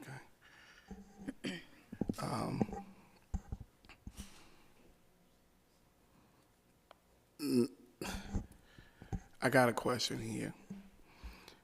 Do we have a person that's dedicated to seeking out grants? I believe we put it in the budget. I don't know. I have a splitting headache, so I can't remember everything right now. So we don't. But I can, because I think you and I have had this conversation. I'm sorry, Madam Chair. So we apply for safety, security, and equipment grants every year. We get 20 to 25% of the money that's necessary for some of our cameras and some other things. They basically allows us to do about 4, sometimes 5 schools a year. Anytime that we receive notifications for grants between Ms. Forsman's team, Jennifer Connor, Akima Branch, Catherine Pichon, we have several members that are pretty good at applying for them.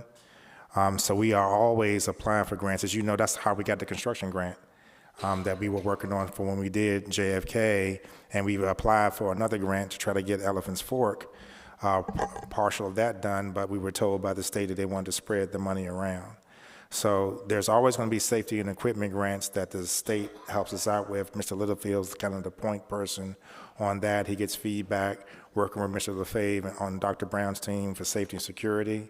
But we always are applying for grants for things, but most of them are for new construction, because that seems to be the thing that the state has made their focus since the majority of schools are over 50 years old. Okay. My point wasn't more so about whether or not we're applying. The persons you name have a day-to-day capacity that I believe could be overwhelming with the things they have to do in their normal scope.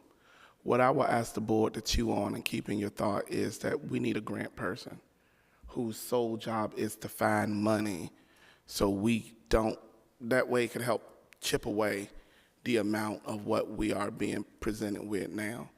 If we want our schools to be fully accredited, I can't expect the directors and the coordinators to handle education, but also still look for grants for this type of stuff and still be efficient.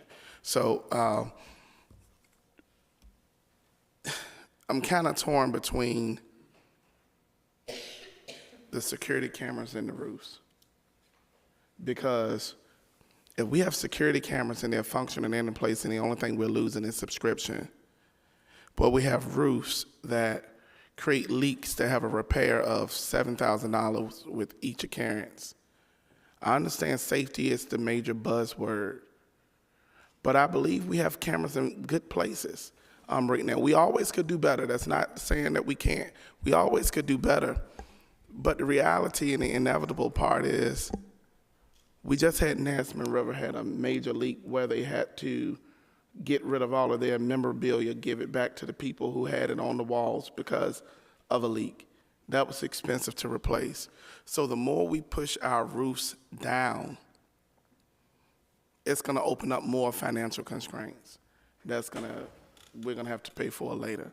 So I don't know, I'm curious to see if there are any other board members who have not weighed in. Where do you stand in the ranking of roofs or security cameras? Madam Chair, my priority, me and Mrs. Slingloff, we talked about it. Security was always important to me. So that's where now the first 5 is basically what I have, but I had security as a priority. So that's where I stood with that. Madam Chair. I've been a real estate agent and thinking of how renovation can prolong the life of a property, I tend to be of the opinion that whatever we have, we need to maintain it. Water rush iron. Water can ruin a school. And so I'm for renovating, repairing, and making our schools safe in that way, in the way of repairing them, keeping them in good repair. Security is important. The fact of the matter is that we have more needs than funds, and tough decisions have to be made. There's no way around it. We have to have our buildings safe for the students to go into. Oakland's getting flooded, just as John F. Kennedy was getting flooded, just as these roofs are causing flooding in our schools. It can destroy our schools and cause more problems. So I'm of the opinion that I agree with number 2. I would rather see security cameras in a position of 5 or even further down if we cannot find the funding. I would like to see our schools kept in good repair. Madam Chair. Yes, sir. I'd like to make a motion for prioritization for the end of year unfunded, with teacher bonuses being, staff bonuses being number 1, funding of JFK furniture being number 2, replacement of security cameras being number 3, fixing the water at Oakland number 4, and the roof painting at Lakeland and Nansemond River being number 5. Is there a second? Second. Okay, the motion has been made by Vice Chair McGee to make bonuses number 1, JFK number 2, security cameras number 3, Oakland number 4, and roof painting at the other 2 high schools, Lakeland and Nansemond River, number 5. It's been seconded by Board Member Brittingham. Is there further discussion? Yes, I got a couple of questions. Madam Chair, I have a question. How many security cameras are we replacing? And do you have a school that we're looking at replacing them at?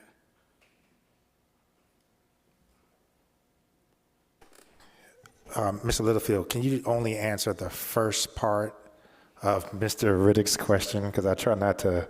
I don't see how that is posing a risk to safety. My question is rooted because if we're replacing security cameras at one of our other buildings, I'm not telling you to tell me where you're replacing them as far as the location at the school. We're not saying they're even broken. I mean, from what was stated, they're all in working order. What is expiring is the warranty, not the camera. It's actually not the warranty. They're all out of warranty already. But there are approximately 300 cameras that are considered end of life that would be replacing throughout the district. And there are a variety of schools. There are probably a few of each model of that camera throughout the district. Okay, so I see my second part of my question is not being answered. The reason why I'm asking that is because I want to, not trying to beat a dead horse here, but if we're replacing security cameras, we're talking about 300 cameras. And this is an issue. Didn't we just put cameras in? Didn't we just buy additional security measures? So I get everyone is safety is the buzzword.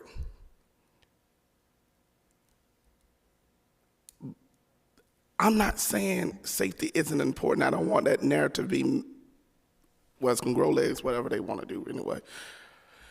My concern is we're going to delay something that is going to have another financial burden of a greater value by delaying it than replacing something that's already in good condition. My question, if they're this old, why did we wait this late to say anything? When we had all of this COVID money and all of that extra money in funding, when we moved preventative maintenance to do some replacements and repair, why did we wait now? When we had a surplus, why didn't we do it then? So I'm gonna stop there for the sake of peace. But that's where my thinking is. It's not because I don't value safety, because that's a lie if someone say it. It's just that I'm looking at the long-term cost of replacing a leak that happens here, which damaged the tile, which damaged the floor, which damaged the chairs, which damaged other things. So it brings me back to a question that I asked before. Is there a cycle in which we replace things? And can we make sure we budget towards that?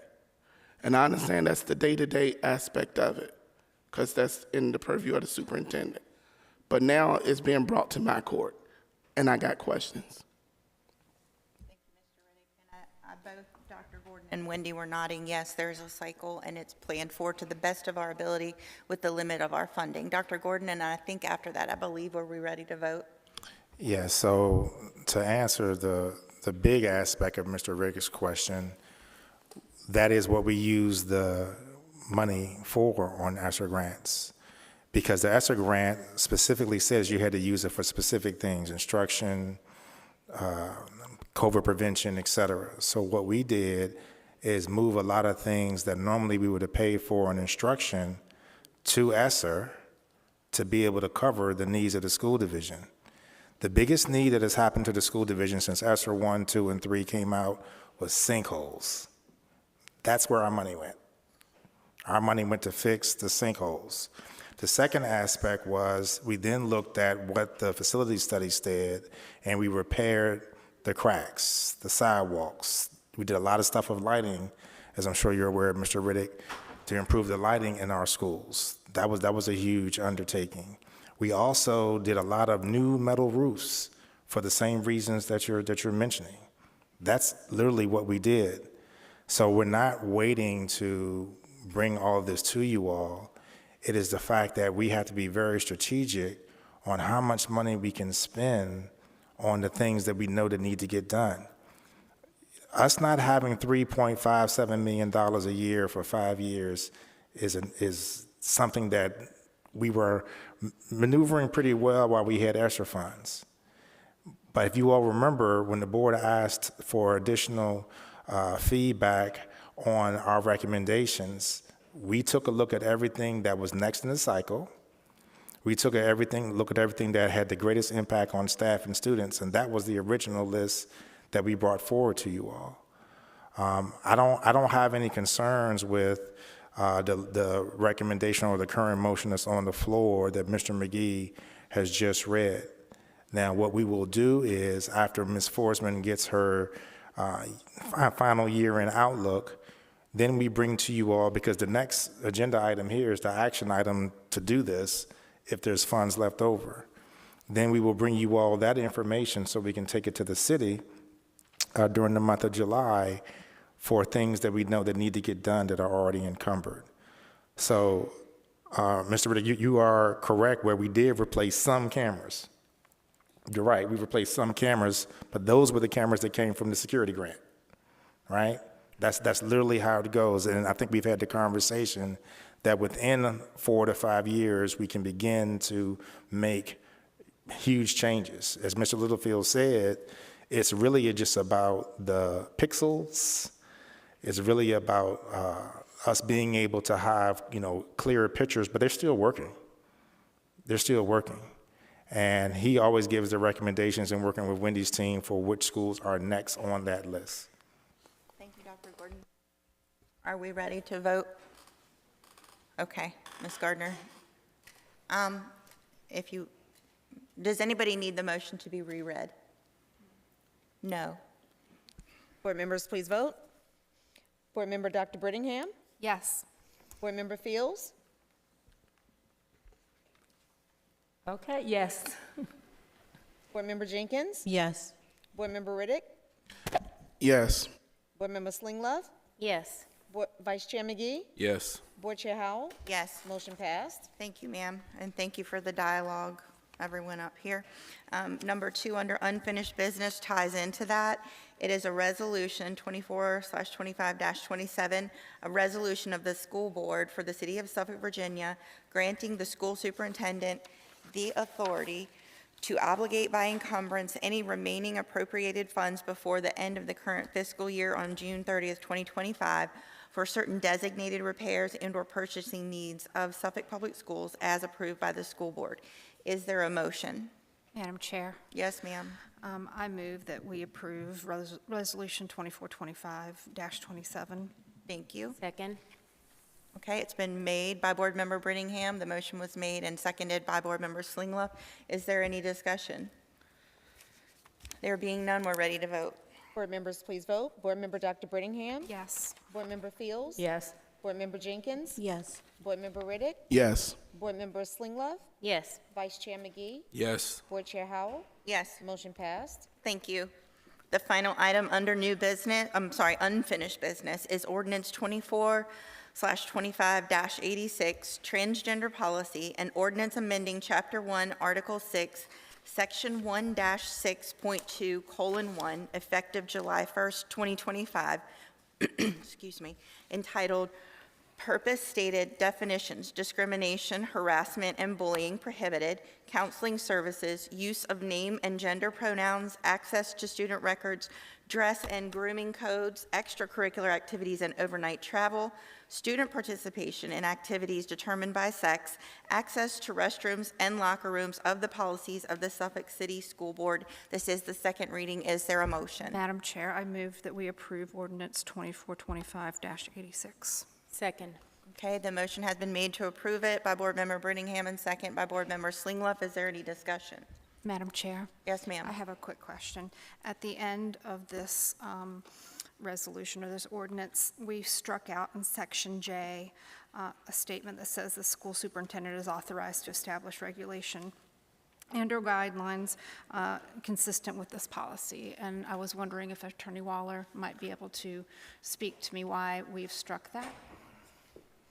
In the original draft of this policy, or the policy that's currently in place, there was areas where the administration had some discretion.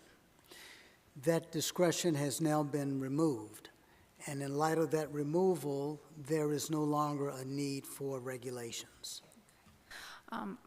Might I suggest that this still needs to be in place, because I believe the board does have the autonomy and the authority to direct the superintendent to create regulations and guidelines if we so choose. The question becomes, regulations on what? If everything is clearly spelled out in the policy, I'm not sure what he could develop regulations on. So you're telling me, Attorney Waller, that this policy will become the regulation that is dropped in as is? No, I'm saying that the policy is the policy, and that there is no room for regulations within it. Thank you, Attorney Waller. I appreciate that. Any further questions? Yes, Madam Chair. Yes, sir. In the policy, Section I, this part was taken out. And I was wondering if someone from the committee could speak to why this part was taken out. I will yield to either Attorney Waller or Board Member Slinglove as committee chair.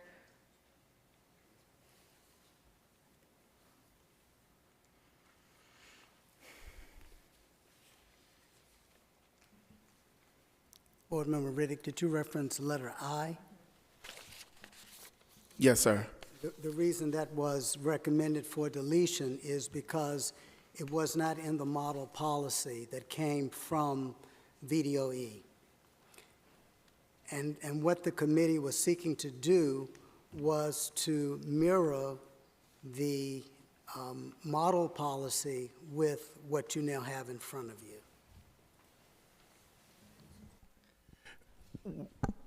where my concern is, what type of supports are in place for students? And I understand people have the right to have their personal beliefs, faiths, or whatever drives them. I get that. But it don't just stop at us and how we feel about it. There have been students who, as a matter of fact, I recall when we left here, and when I was a child, there was a student who terminated his existence because he didn't know how to express himself. He didn't feel, supported. I'm not saying, we have conversations excluding parents, but school is not for everyone, but school has to have something in it for everyone. And that something in it could be the mental health professionals and that training that they need to address student issues that may arrive from their gender identity and their perception of how they're going to be perceived. So, Mr. Riddick, can you restate the question? Because actually this part of the sample policy has been before us since March. It was info only last month, and I encouraged us to address it in dialogue. So I just want to keep the meeting moving forward. I understand what you're saying, but as a board member, I always have a right to ask the question whenever Absolutely do. I'm asking you to feel restate like it. And to reiterate, my question is why was it moved? How are we, I'm gonna add this now, how are we supporting all students if our staff are not being trained annually on topics relating to LGBTQ plus students? That's my question. I'm not on the policy review committee, so it's not my job to draft the policy. Madam Chair? Yes, ma'am. I just want to say I did not support this because of those reasons. I do work in that field, so I know I want to make sure that everyone, regardless of their choice of whatever, have the right to be heard. I'm not taking anything away from parents' rights, but students go through a lot, and I think it's good to have support at our school where students, because some students just may not feel comfortable talking to their parent, just for whatever reason. And it's not that we're excluding the parent, but I think we should make sure that every student is protected in every way, and they have a safe place that they feel safe that they can talk to someone, because it could be a matter of life and death. And again, it's not taking away any rights from parents, but I do not believe that students do not have a right. So to speak to your first question, I think Attorney Waller already explained that the will of the committee, why they took it out, but I'm going to ask Dr. Gordon to speak to what supports are in place. So that's a really difficult question based on what Ms. Jenkins just said. So the main change is going to be the notification right off the bat to the parent. And when we created the current policy that we have in place, we tried to combine aspects of Governor Youngkin's policy, aspects of Governor Northern's policy, because part of the pushback that I also have is students' rights are not in this policy at all. I mean, at all. And so the supports, Mr. Riddick, to get to the meat of your question is the school counselor still will be able to have the conversations with the students, and the parents must be made aware. If any student is having any issues with their gender identity, we still want to be able to have someone in the building that they can talk to, because it may also be an administrator. So our training on being able to handle students' mental health is now going to be the new caveat that we have to group everything under, instead of just really focusing in on the need of gender identity. So those trainings will still occur. However, the support, let me rephrase that, Mr. Riddick, the support will still occur. However, the process is going to be different now. The process is going to be different now, and it's going to be a challenge, in our professional opinion, when it comes to preserving the students' rights when it comes to these potential changes. Thank you.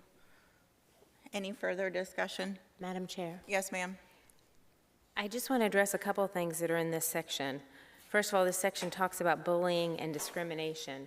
We have policies about anti-bullying that cover all students. We have policies about discrimination that cover all students. All students deserve a safe learning environment, and equality and justice, all of that should be for all students. So this should be encompassed in the way we treat all students. And I just want to make a statement that on multiple occasions, it has been reported to us in our policy review meetings that the students don't, this is what was told us, that students don't care about other students and their gender choices, that it doesn't bother them, it simply bothers the adults. So if that's the case, that it's not bothering the students within the schools, then I don't see how we're emphasizing how heightened it is. And I'm not saying it's not heightened, I'm not saying that. I'm saying that's the report that we've been given. But when it comes to bullying and discrimination, we have policies that cover both of those items. And all students deserve to feel safe in the schools, and that's the focus of this policy. Thank you. Any further comments before we vote? Yes, Madam Chair. The point that I'm addressing here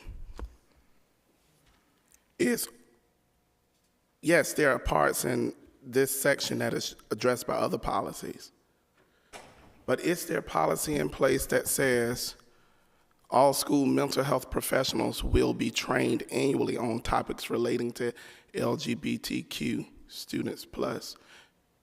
Because I get where, as you stated, you dealt with the latter part of that, student safety. That's one word and a whole line of things that has been stricken. And I'm telling you, from being an educator in several different school divisions, it's there because it's necessary. Whether you choose the life or not, that's not what the policy is for. The policy is for us to ensure our students are being supported. And that's how we hold our day-to-day staff accountable for making sure that the supports are being done. Now, it may be Dr. Gordon's willpower that training is still going to happen. But what is in policy to ensure that it has to happen?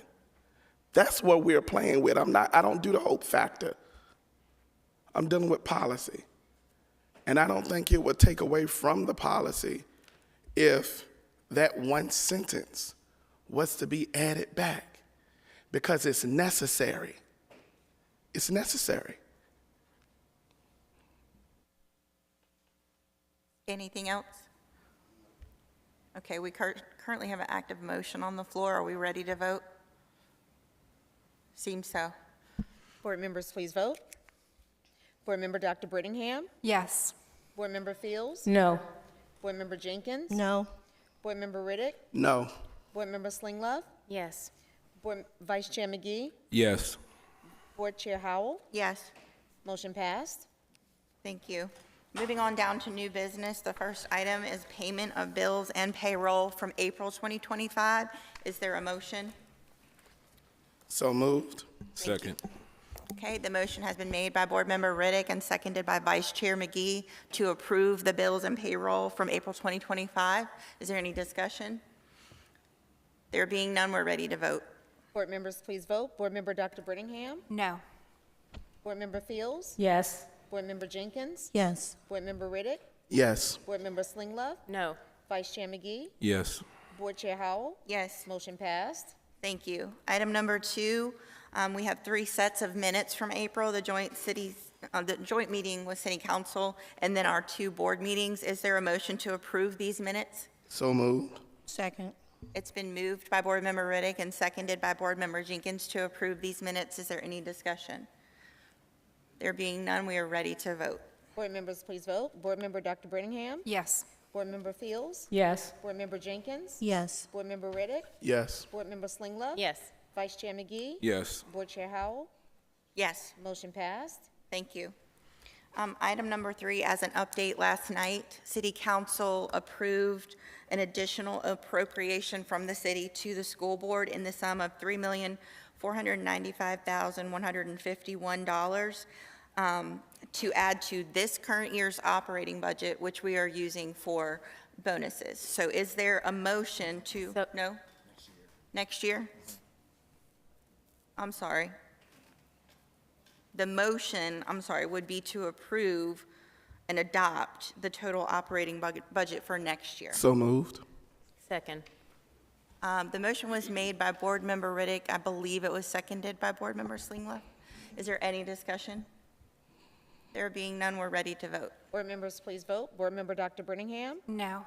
Board Member Fields? Yes. Board Member Jenkins? Yes. Board Member Riddick? Yes. Board Member Slingloff? Yes. Vice Chair McGee? Yes. Board Chair Howell? Yes. Motion passed. The remaining items, 4 through 7, are information. I encouraged at the beginning of this calendar year in January that we treat information items as an opportunity for discussion. So before we move to item number 8, is there any discussion, any question, any comment about these 4 ordinances that are up really for a first reading, because they will be action items June 12th? No discussion? Okay, please review those and be prepared for the June 12th meeting. Item number 8, I believe I'm going to yield the floor to Vice Chair McGee and Dr. Gordon to coordinate this discussion. Thanks, Madam Chair. I brought this up last board meeting, and that was based off feedback I received through, our teachers. And I spoke with the superintendent in great detail regarding this. And there's a lot of factors in the background that I'm going to have him speak to that really affect this. And then our board chair received some emails from citizens regarding us changing the calendar just for this Friday. Once we've adopted a calendar, making changes in the middle of the year. So I'm going to yield to Dr. Gordon, let him speak, and then I'll follow up. Thank you, Mr. McGee. So Mr. McGee is correct where we've had several conversations, several emails to the board about the discussion on the potential request of converting the last day of school to staff only. And just as a recap, we had 177 days in this school year, which is already below the 180 that the state requires. They give you an option of either 180 days or 990 hours, 140 hours for verified clock hours for high school courses with SOLs. So we were really focused on the 990 hours. Now, we had already had adjustments to some of our schools throughout the year that had different issues went on. Creekside Elementary School had lost time because of the fire. John F. Kennedy Middle School actually lost time a couple of times because of flooding from some rains that created an electrical issue. We also had a power outage at Southwestern Elementary School where they lost a day. And Nansemond Parkway Elementary School also had lost time for an investigation of a gas leak. So once the state kind of gives us the 990 hours, we have to make sure that that is specific in detail, but you never want to get down that's close enough to it that there might be some discrepancy. However, the main reason why I had recommended to Mr. McGee and to the board for us to not do this is because of the count of chronic absenteeism for the new accreditation and accountability system. I want to give a special thank you to Dr. Bird, Chief of Schools, who's been really helping to track this information. But students can't miss any more than 10% of the school year. If they do, they are considered to be chronically absent. And just to give an example, if a student misses 1 out of 11 days, that's 91%. So the student is still good for chronic absenteeism. However, if they miss 1 out of 10, that's 90%, and technically they are chronically absent. And we began to track the days and looking if students missed another day because it's now taken off, it would have impacted several of our schools that are going to be on the borderline for accreditation and with the new accountability system. And that just wasn't a risk that I know that the board as well as in my conversations with Mr. McGee, wasn't willing to risk. One day literally can change for this 10% threshold to have some of our schools fall below the 80 points necessary in order to be fully accredited for next year. So to Mr. McGee's point, when the first discussion that came up from Ms. Jenkins, and because we had did it last year for tomorrow, we had already began to track. And we think that, and we still believe, and we now know that missing that day, there's still enough days left in the school year that it won't impact those same schools as much if it would if we're missing 2, because we actually will be removing 2 from the calendar instead of removing 1. So the chronic absenteeism is 90% of the reason why we didn't support that request. One of the things that Mr. McGee and I had talked about, and I've already passed on to Dr. Branch, is to give the feedback from the board discussion for this year as a part of the calendar committee discussions that takes place next year that we normally bring to the board in January or February.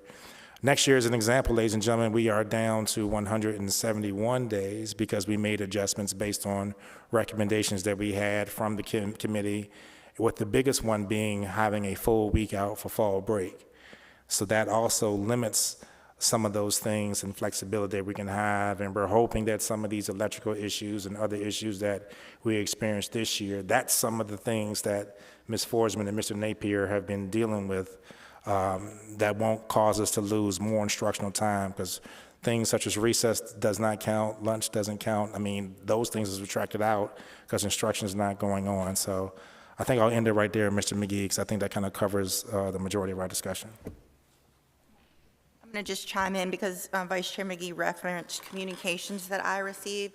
I did receive an email from someone in my borough expressing her disappointment in the board by giving tomorrow as a day off, even though the calendar was approved last year. And I just gave her context that when we get to this point in the year, if we're able to do that, we're celebrating the accomplishments of our students and teachers, completing the SOL testing crunch season, and it was certainly not intended as an oversight to parenting schedules.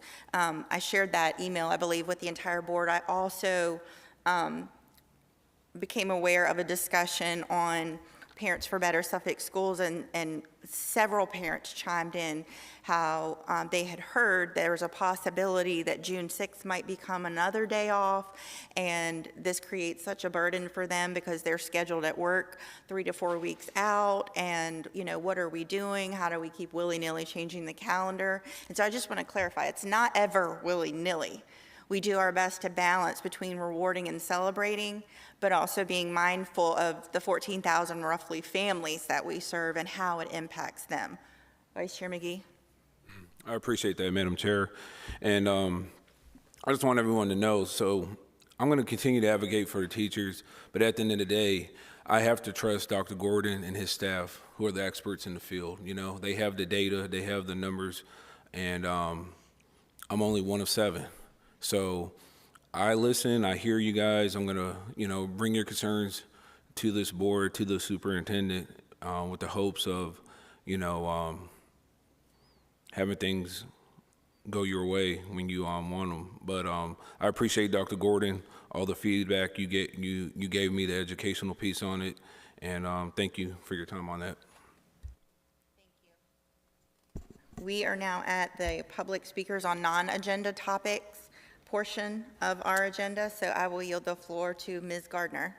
It is the intent of the school board to ensure that the affairs of the board be conducted in an open and orderly manner, that all persons desiring to address the board are afforded an opportunity to do so in the order in which they sign up to speak, that persons in attendance may observe and hear the proceedings of the board without distraction, and that the members of the board and board employees are able to transact the business of the board with minimal disruption.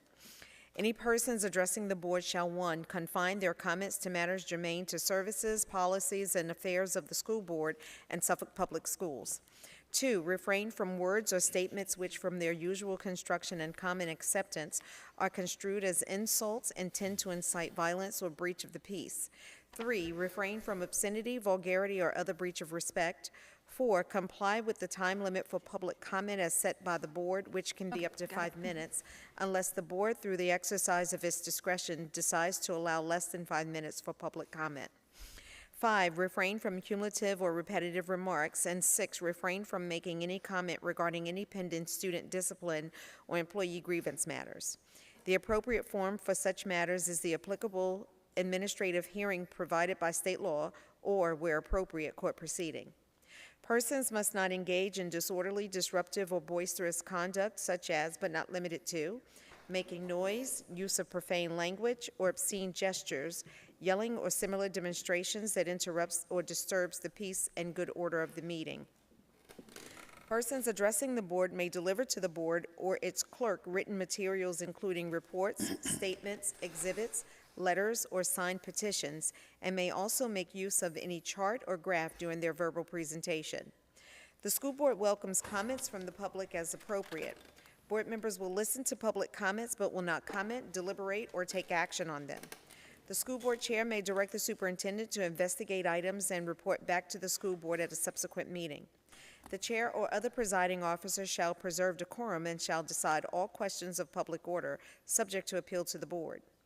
At the request of the chair, a city police officer shall act as sergeant-at-arms at tonight's board meeting. That officer shall, under the direction of the chair or other presiding officer, have charge of the meeting area, the waiting areas, and corridors adjacent thereto, and shall prevent disorder or interruption of the business of the board. Our first speaker is Travis McKinney regarding why SPS is already in violation of FOIA. All right, so good evening for the second time. Man, that mic is cranked up tonight.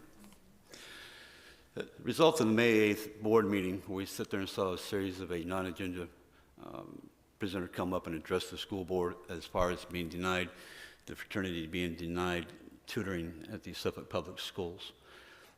And that caused such a visceral reaction from myself because that's something I don't understand. And Mr. Riddick's passion, as it is involved, as he doesn't understand. This matter, I don't think anybody on the school board was aware of this except for one person that had a 6-minute speech prepared. And for some reason, that board member had an understanding. So curiosity, right? What is the purpose? What is going on with this? Start asking questions. So my first challenge to the board tonight was, some of you people remember Johnny Carson, you know, Karnak the Magnificent, where he makes a prediction that opens up the envelope. I presented to you a relatively sealed envelope with my address on it. I'll be dropping this in the mailbox, then I'll be mailing it back to myself. The next time you see it, you'll have a postage stamp, date, time stamp on that. Because I'm so confident that I understand exactly what just went through this, that I put it on paper, and I will open it in front of you. I'm still waiting for the FOIAs. As I said, I got out of FOIA timeout this morning because I had to catch up to some things. And again, that presentation will come back to you in July. But I would like to address some remarks made by board members from the speech I was given. First, again, Mr. Riddick, I appreciate your passion. I fully understand the benefit of tutors in schools, and why this happened is beyond imagination. The part of your response is you also kind of give away the answer. You're all sitting there listening, talking about trying to get a budget, you know, trying to get money here, money there, get the new schools built, get the furniture, and all these debates, which I enjoy listening to you all actually debating. You know, I think that's something that the public should understand, the process of what's going on up there. But part of your response to the information was, you know, in private school, they have the ability to do this. In public school, the teacher has to be a psychologist, she has to be the nurse, she has to be this, she has to be that.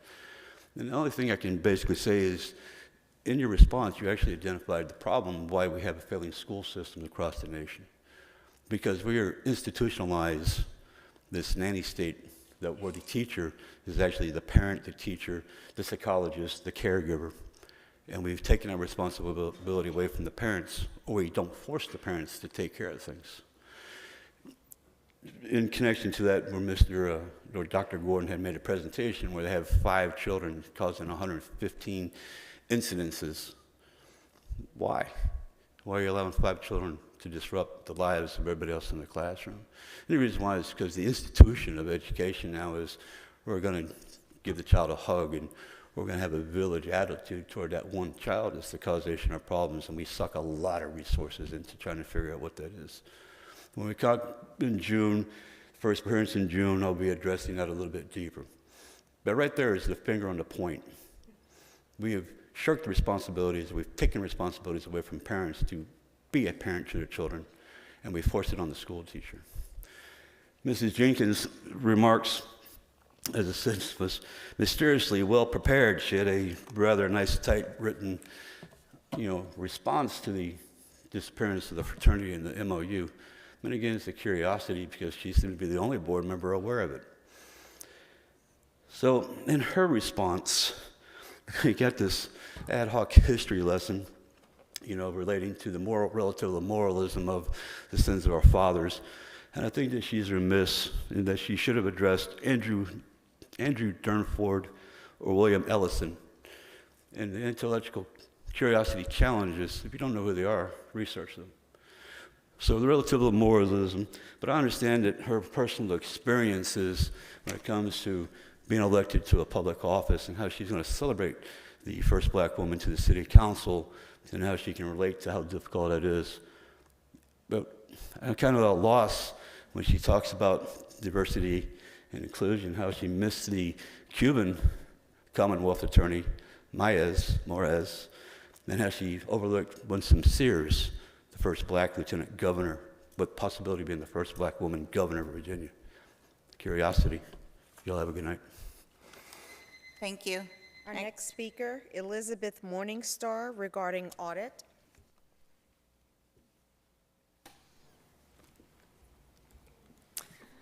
Good evening. I want to talk to you about why Suffolk Public Schools would benefit from a thorough, independent forensic audit. Over the past 4 to 5 years, significant concerns have emerged in 3 critical areas of governance and oversight: school division governance and oversight, athletic department governance and financial oversight, school nutrition programs governance and accountability. These concerns have become increasingly evident due to a lack of transparency and accountability regarding monthly expenditures, annual budget allocations, and the handling of encumbrances and end-of-year funds. In many cases, funds are not being spent in alignment with their original earmarks, raising questions about financial stewardship. Currently, the school division has over 60 purchasing cards in circulation with limited transparency or monthly oversight of how these cards are used. Recurring questions have arisen about the nature and appropriateness of transactions appearing on monthly statements. This lack of oversight should concern both internal stakeholders and the public, prompting serious questions about financial controls. Some best practices for addressing purchasing card concerns and to help strengthen purchasing card oversight, as well as mitigate risks of misuse, the division should implement the following organizational best practices.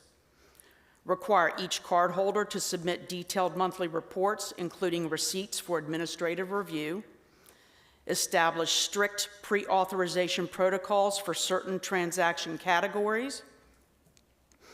Utilize software to flag irregular spending patterns and non-compliant transactions. Provide mandatory training on proper card use and implement consequences for misuse or failure to comply. Reevaluate who needs a card and limit distribution to essential personnel.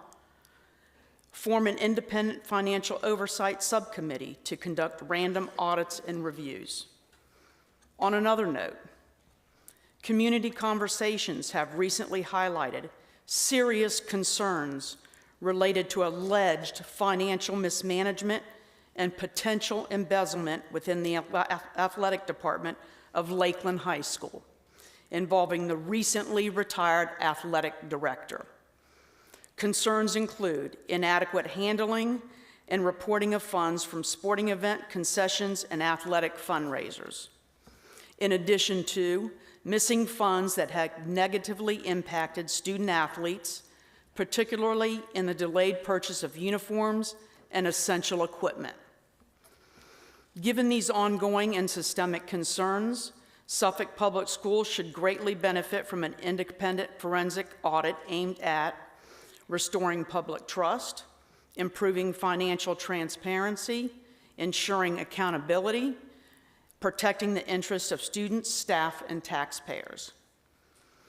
Moreover, several school board members campaigned on the promise to follow through with a forensic audit.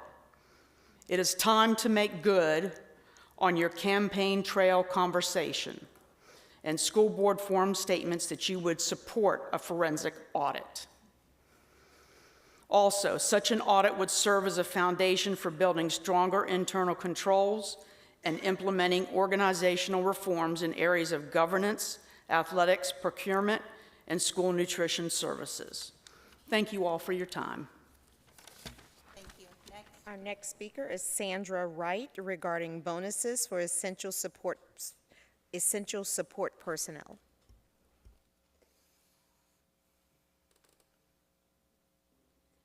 Good evening. Bear with me. I've been up since 4. Good evening, Dr. Gordon and Suffolk Public Schools school board members. My name is Sandra Wright, and we used to have to tell us where we live, but apparently we don't have to do that anymore. But I am here as representative for Suffolk Public Schools bus drivers and aides. Thank you for allowing me the opportunity to speak this evening. I am here on behalf of my fellow bus drivers and aides to request that you vote to approve the bonuses proposed for our team. Our drivers and aides are dedicated professionals who work tirelessly to ensure students arrive safely and on time every day. Throughout the year, many of us are doing double, triple, and even quadruple runs on a regular basis in the mornings and in the afternoons for multiple schools. Some of these runs are overcrowded routes with no permanent driver assigned with no assistance.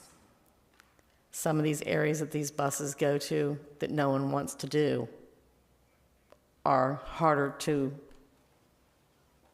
do because of discipline. These added responsibilities increase our workload and safety concerns for both students and drivers alike. Professional school bus drivers play a critical role in the education system by ensuring students arrive safely and on time every day. Our responsibilities go beyond just driving. We are responsible for student safety, behavioral management, and sometimes even providing emotional support to children. Our bus is our classroom. We cannot send our student to the office if they are disturbing the classroom. Just like teachers who dedicate their time and effort to education and nurture students, bus drivers contribute significantly to the overall school environment and student well-being. Providing bus drivers with a bonus minimally recognizes our hard work, commitment, and the essential service we provide. A bonus can demonstrate appreciation for our dedication, especially given the often demanding and sometimes challenging nature of the job, which often includes being asked to complete multiple runs. Just as teachers are acknowledged for their efforts in shaping the future, bus drivers deserve similar acknowledgement for ensuring a safe and positive start and end to students' days, school days. How do we get drivers to come to Suffolk, and how do we retain new drivers to stay, as well as show our respect for drivers who have withstood the test of time through the thick and thin? The answer is really simple. Show us we are of great value. In addition to the bonus, we would like to propose the following.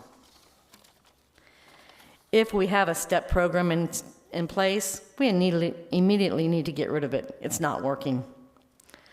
While at one time it might have been a way to satisfy, most times have changed. There are better ways. Starting base pay, $30 an hour. I know it sounds like a lot, but it's the times we live in. We need to step up our hourly wage for all drivers and aides.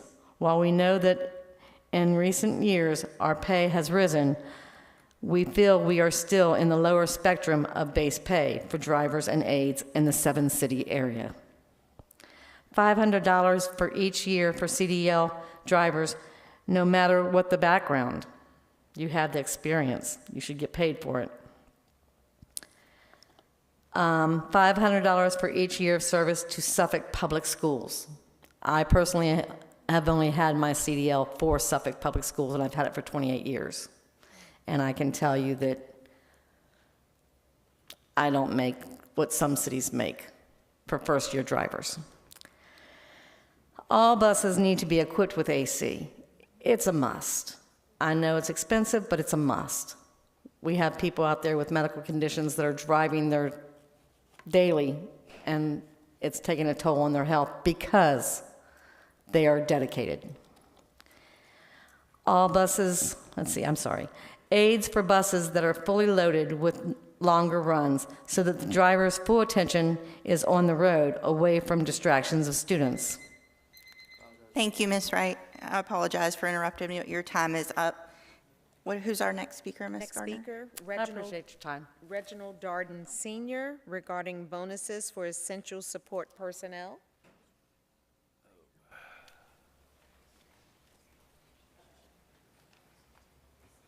Is there a representative for Mr. Darden?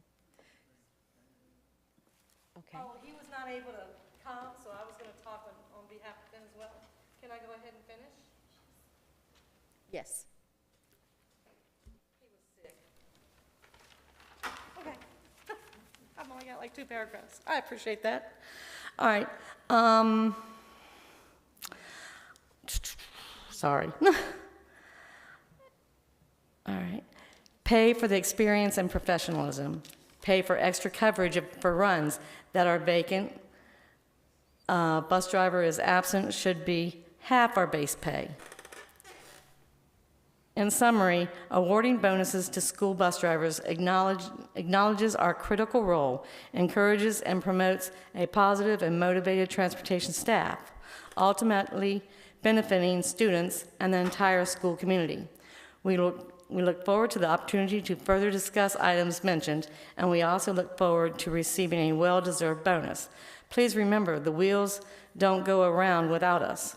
When you see a professional driver, an aide, thank them for keeping the wheels rolling. Thank you for your time and consideration. And if you don't mind, I would love to read a letter that my student just gave me today. Couldn't have been more perfect timing.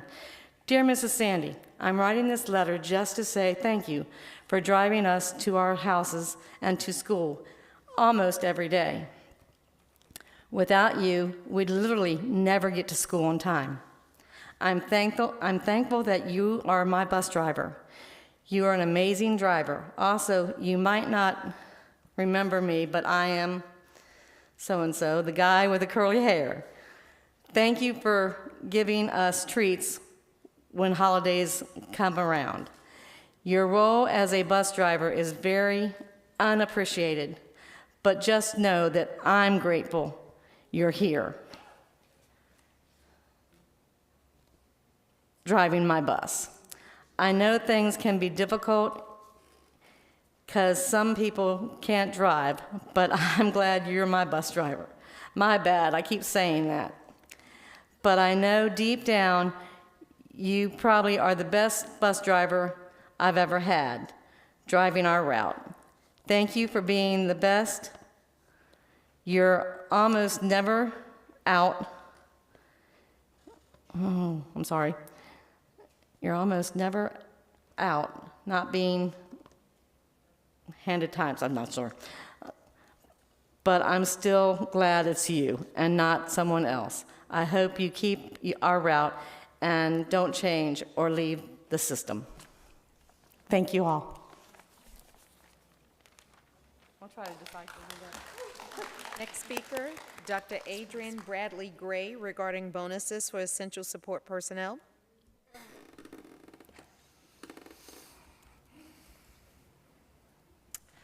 Greetings, Dr. Gordon, Madam Chair, Vice Chair, and fellow school board members. My name is Dr. Adrienne Bradley Gray, and I am the proud president of the Education Association of Suffolk.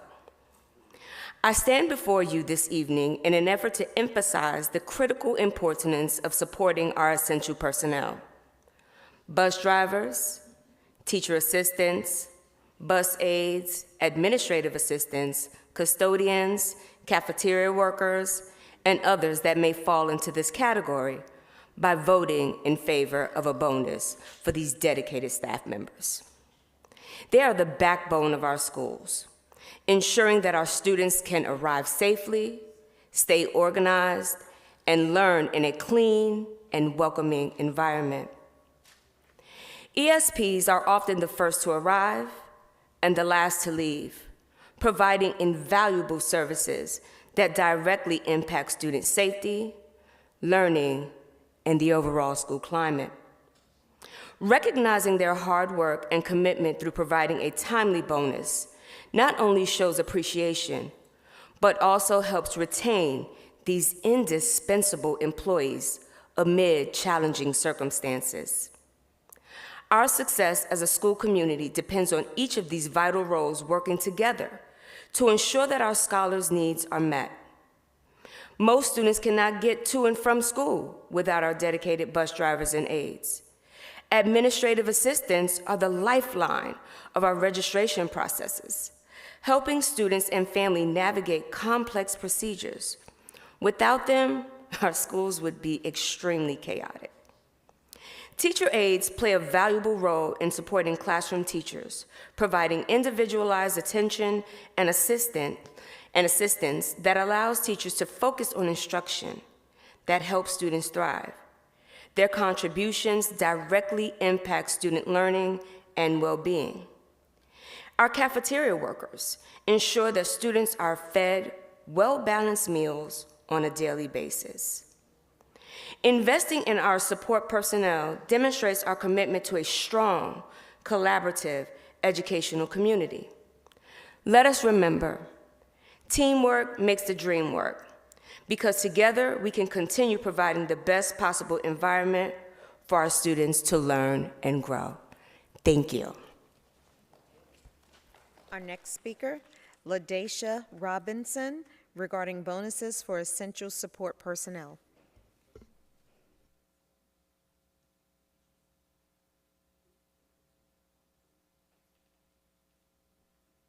Is Ms. Robinson here? No? No additional speakers? Okay, that concludes our public speakers on non-agenda topics time. We're now going to roll into business by board members. Ms. Fields, would you like to begin, or do you need a moment? Okay. All right. I'd just like to say congratulations to Dr. Gordon on his 2025 inaugural Distinguished Alumni Recipients Award. Everybody don't get awards, so congratulations. You're top notch. We're Suffolk Public Schools really blessed to have you here with all of your forward thinking. I'd like to say congratulations to Emily Monument for her first place award for her art. That was really amazing. That artwork that she did was really, really impressive, and I encourage her to continue. I also would like to say congratulations to Nansemond River and Lakeland High Schools for their awards, their Project Lead the Way awards. It appears that they've gotten those awards. Nansemond River got it 6 years in a row, or 6 years recognition. Lakeland got it 8 years recognition. So that's impressive. I'd like to congratulate Kings Fork for their STEM awards.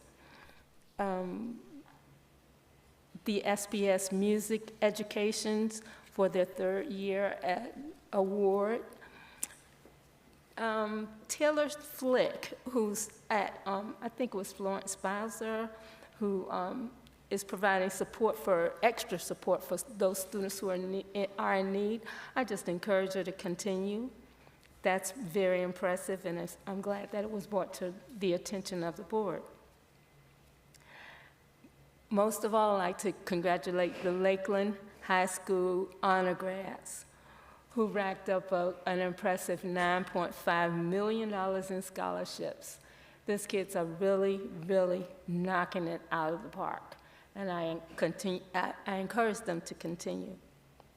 I was able to attend the State of the City's luncheon this week, and I heard a lot of impressive stats about Suffolk and a lot of impressive things about the programs and the innovations and the activities that are available in the city of Suffolk. It makes me want to take that tour that they have, go to the Arts Center and get involved with the tours. Really impressive. Suffolk has places and things to do that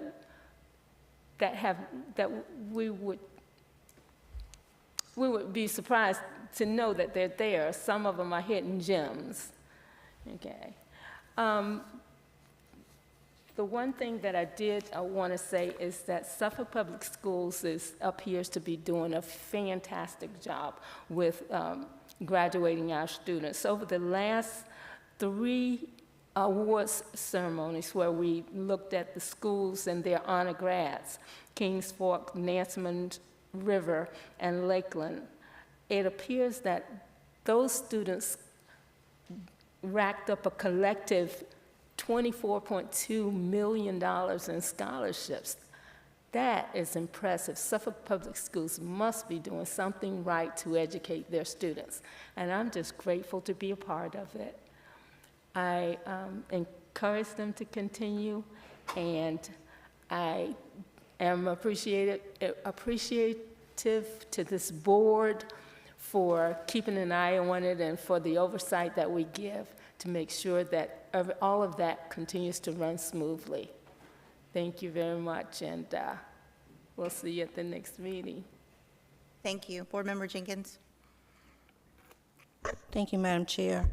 First of all, I just want to start off by apologizing to our bus drivers and those who are traveling Nansemond Parkway and Wilbur Road in the morning, because they are cutting off part of that road, and it's making it crazy for people to get to work, for our bus drivers to get to our students, especially I know in my neighborhood.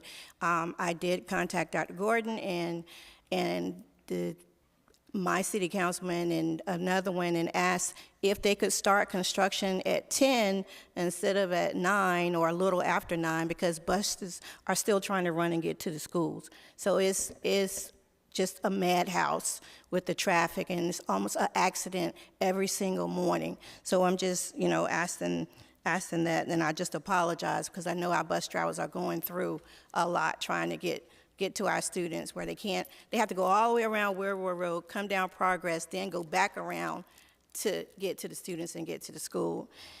Secondly, I will continue to highlight our local elected officials, because that's what I was doing, highlighting our local elected officials, and I will continue to do that because I'm proud of them. But as a proud member of the Suffolk Public School Board, I want to say first, student achievement is first and foremost to me, and it will always be my #1 priority. Every decision that I make, every policy I review must be centered around ensuring that our students have every opportunity to succeed. But student achievement doesn't happen in a vacuum. It takes a strong support system, dedicated educators, visionary leadership, and a community that believes in our children. Volunteering in Suffolk Public Schools, often, I see firsthand the hard work, resilience, and commitment that fuels this achievement. And I want to say thank you to every teacher, staff member, administrator, and parent who plays a role in that. I recently had the honor of attending the 3 high school senior honor nights, and just like my counterpart here said, I was filled with pride and awe to see the millions of dollars that our students have in scholarships, a clear, undeniable testament that teaching is happening, learning is happening, and most importantly, our students are applying what they are learning. Earlier today, I spoke with a fellow board member who expressed, one of the things expressed sadness over how politics have creeped into our boardroom decisions. And, you know, I agree, but politics should never be allowed to erase diversity, silence inclusion, or diminish the worth of our students and staff. Politics is trying to tell us that African American history does not matter. Justice can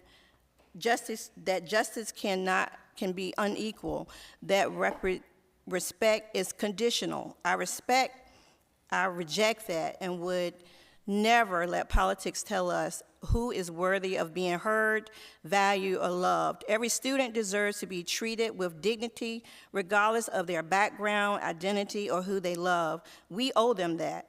And just because I don't vote your way or I don't agree, we should never become enemies. If we truly believe in respect, we must be willing to give it to every colleague, every educator, and every student. No one is entitled to tell us or anyone else how they should feel or whether they're being disrespected or not.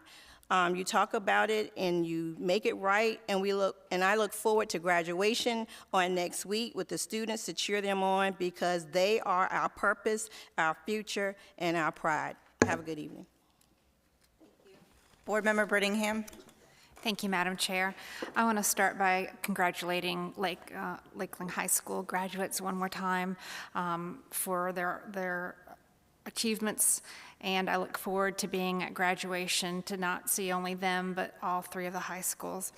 I want to congratulate Dr. Neighbors for once again receiving their award for the best communities for music education. That is a prestigious award, and I know she works really hard, and it shows in the evidence of the students and their achievement. Congratulations as well to Taylor Flick for the Wavy 10 Excellence in Education Award. I know that was a prestigious award as well. Congratulations to Lakeland High School for the Project Lead the Way, for their national recognition.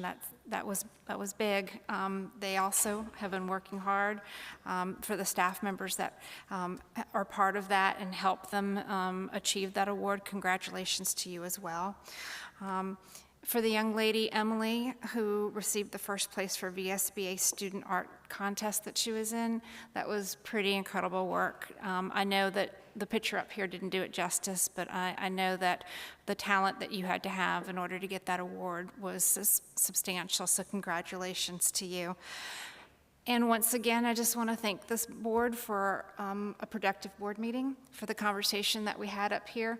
We don't always have to agree, but we are working together in the best interest of the school division, the students, and the educators. So with that, I will say good night. Thank you. Board Member Riddick. Ooh, we're not here as late as we normally are, so that's a good night, and I'm going to keep my remarks short. I just want to say thank you to all those in the Suffolk Borough for their continued support and reaching out to me, and the dialogue we have had since our last meeting about things going on in Suffolk Public Schools and how we can better together serve our collective school system. I do want to take this time and give Kings Fork High School Gospel Choir an amazing shout out.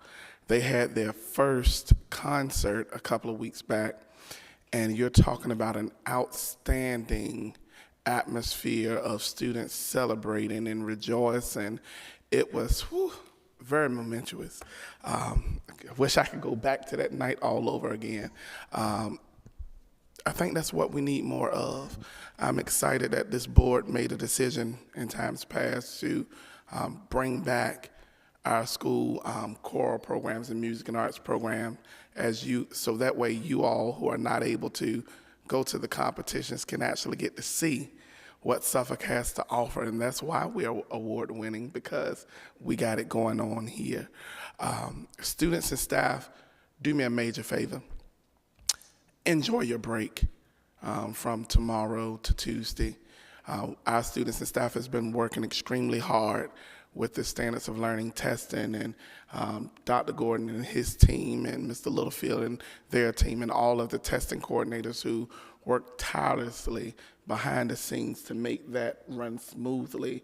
I don't want anyone to underestimate what this time of year is like for an educator, nor what this time of year is like for students who success oftentimes lay hinged up on your passing or failure of a test, and it's a tremendous amount of pressure to be on. I do ask each board member if we would reach back out to our colleagues on City Council to talk to them about them shifting the sinkhole repairs to their line item. We don't have an option to make our own money. There's no tax for schools. We can't get revenue from the general public other than grants and what's given to us by our governing bodies. So I'm asking that each board member go back to their counterpart on City Council and ask them, can they take that weight off of us? Because it's not, the sinkholes is impacting our day-to-day and facilitating a quality structure education.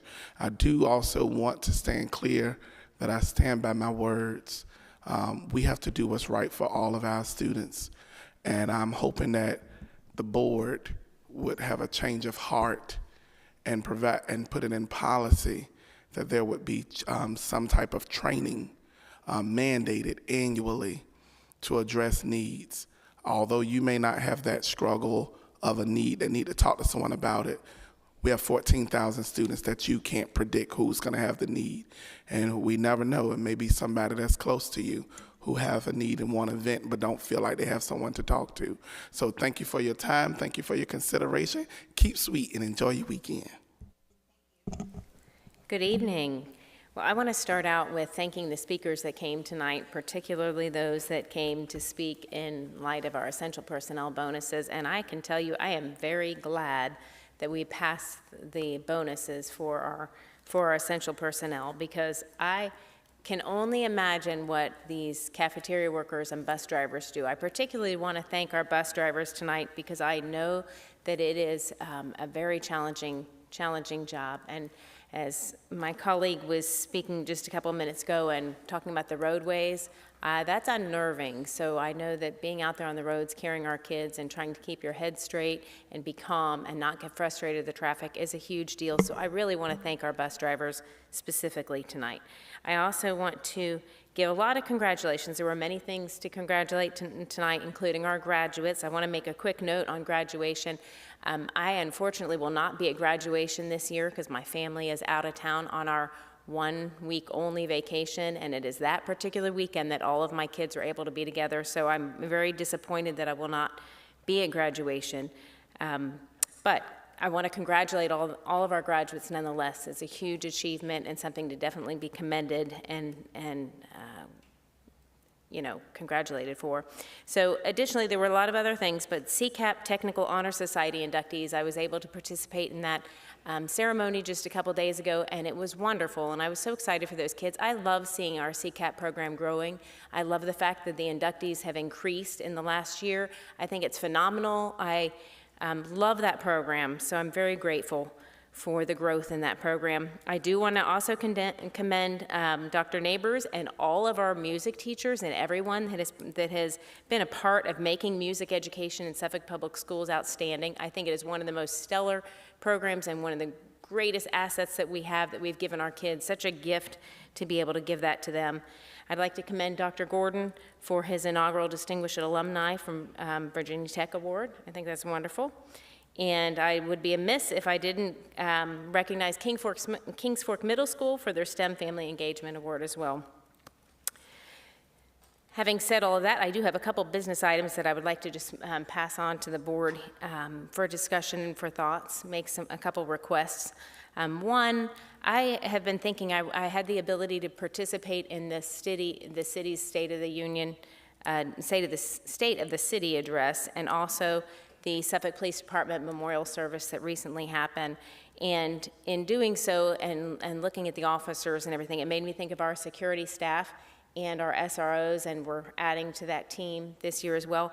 I would love it if we could have an opportunity either in July or August before school starts at one of our meetings. I would love to see if we could have those individuals come, as many of them that can come. I would love to see them come so that we can thank them, publicly acknowledge them, put faces to those individuals who are there in our schools serving and protecting our students. So that's just a little request.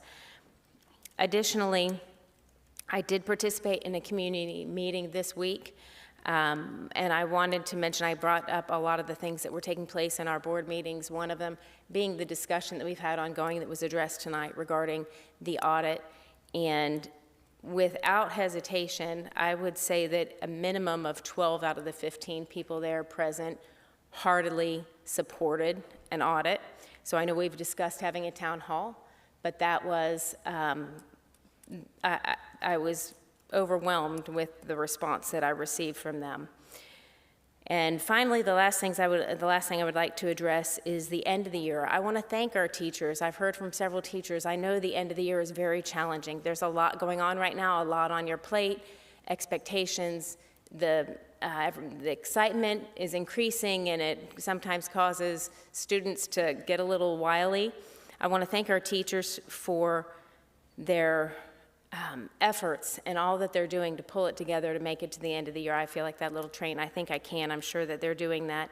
But I would like to encourage our board. I've spoken with Dr. Gordon, and I understand that there's a vote that is taking place with the Department of Education, which could change the way our end of our school year looks with SOL testing and so forth. But if, going forward, I would love at some point for our board to have a discussion about the timing of our programs, and I don't want to interfere with day-to-day, the timing of our testing and the last, portion of our year, because I know we have seat time, but much of that seat time at the end of the year, it appears, particularly for our seniors, to be dead time because grades have been turned in, testing is done for many of them, and that puts a stress and a strain on our educators. And I know personally, I've heard from some of our educators that this is the most difficult time of the year that makes them wonder whether they want to continue. So that matters to me, and I think it's very important that we have a dialogue about that and continue to engage with Dr. Gordon to see if there are better ways that we can improve our end of the year and fulfilling all the requirements that we need to fulfill, but maximizing our efforts with the students while they're in our care. So. With that, I will end and say thank you so much. I hope you all have a great evening. Thank you, Vice Chair McGee. Thanks, Madam Chair. Again, congrats to all our Lakeland grads. Job well done. Last week was Police Week, so I want to say thank you to Chief Bowie, to all our Suffolk police officers, and especially our SROs that show up daily to keep our student staff and folks safe at Suffolk Public Schools. So one thing I want to discuss with the board in a inviting manner, not in a negative manner, is this week I had the opportunity to sit down with a few bus drivers. They reached out, one of them reached out to me and asked to meet, and they ended up bringing multiple bus drivers. Sat down with them for a couple of hours, and there were a lot of things that were brought to my attention that were eye-opening. Some of them were disturbing, some heartbreaking.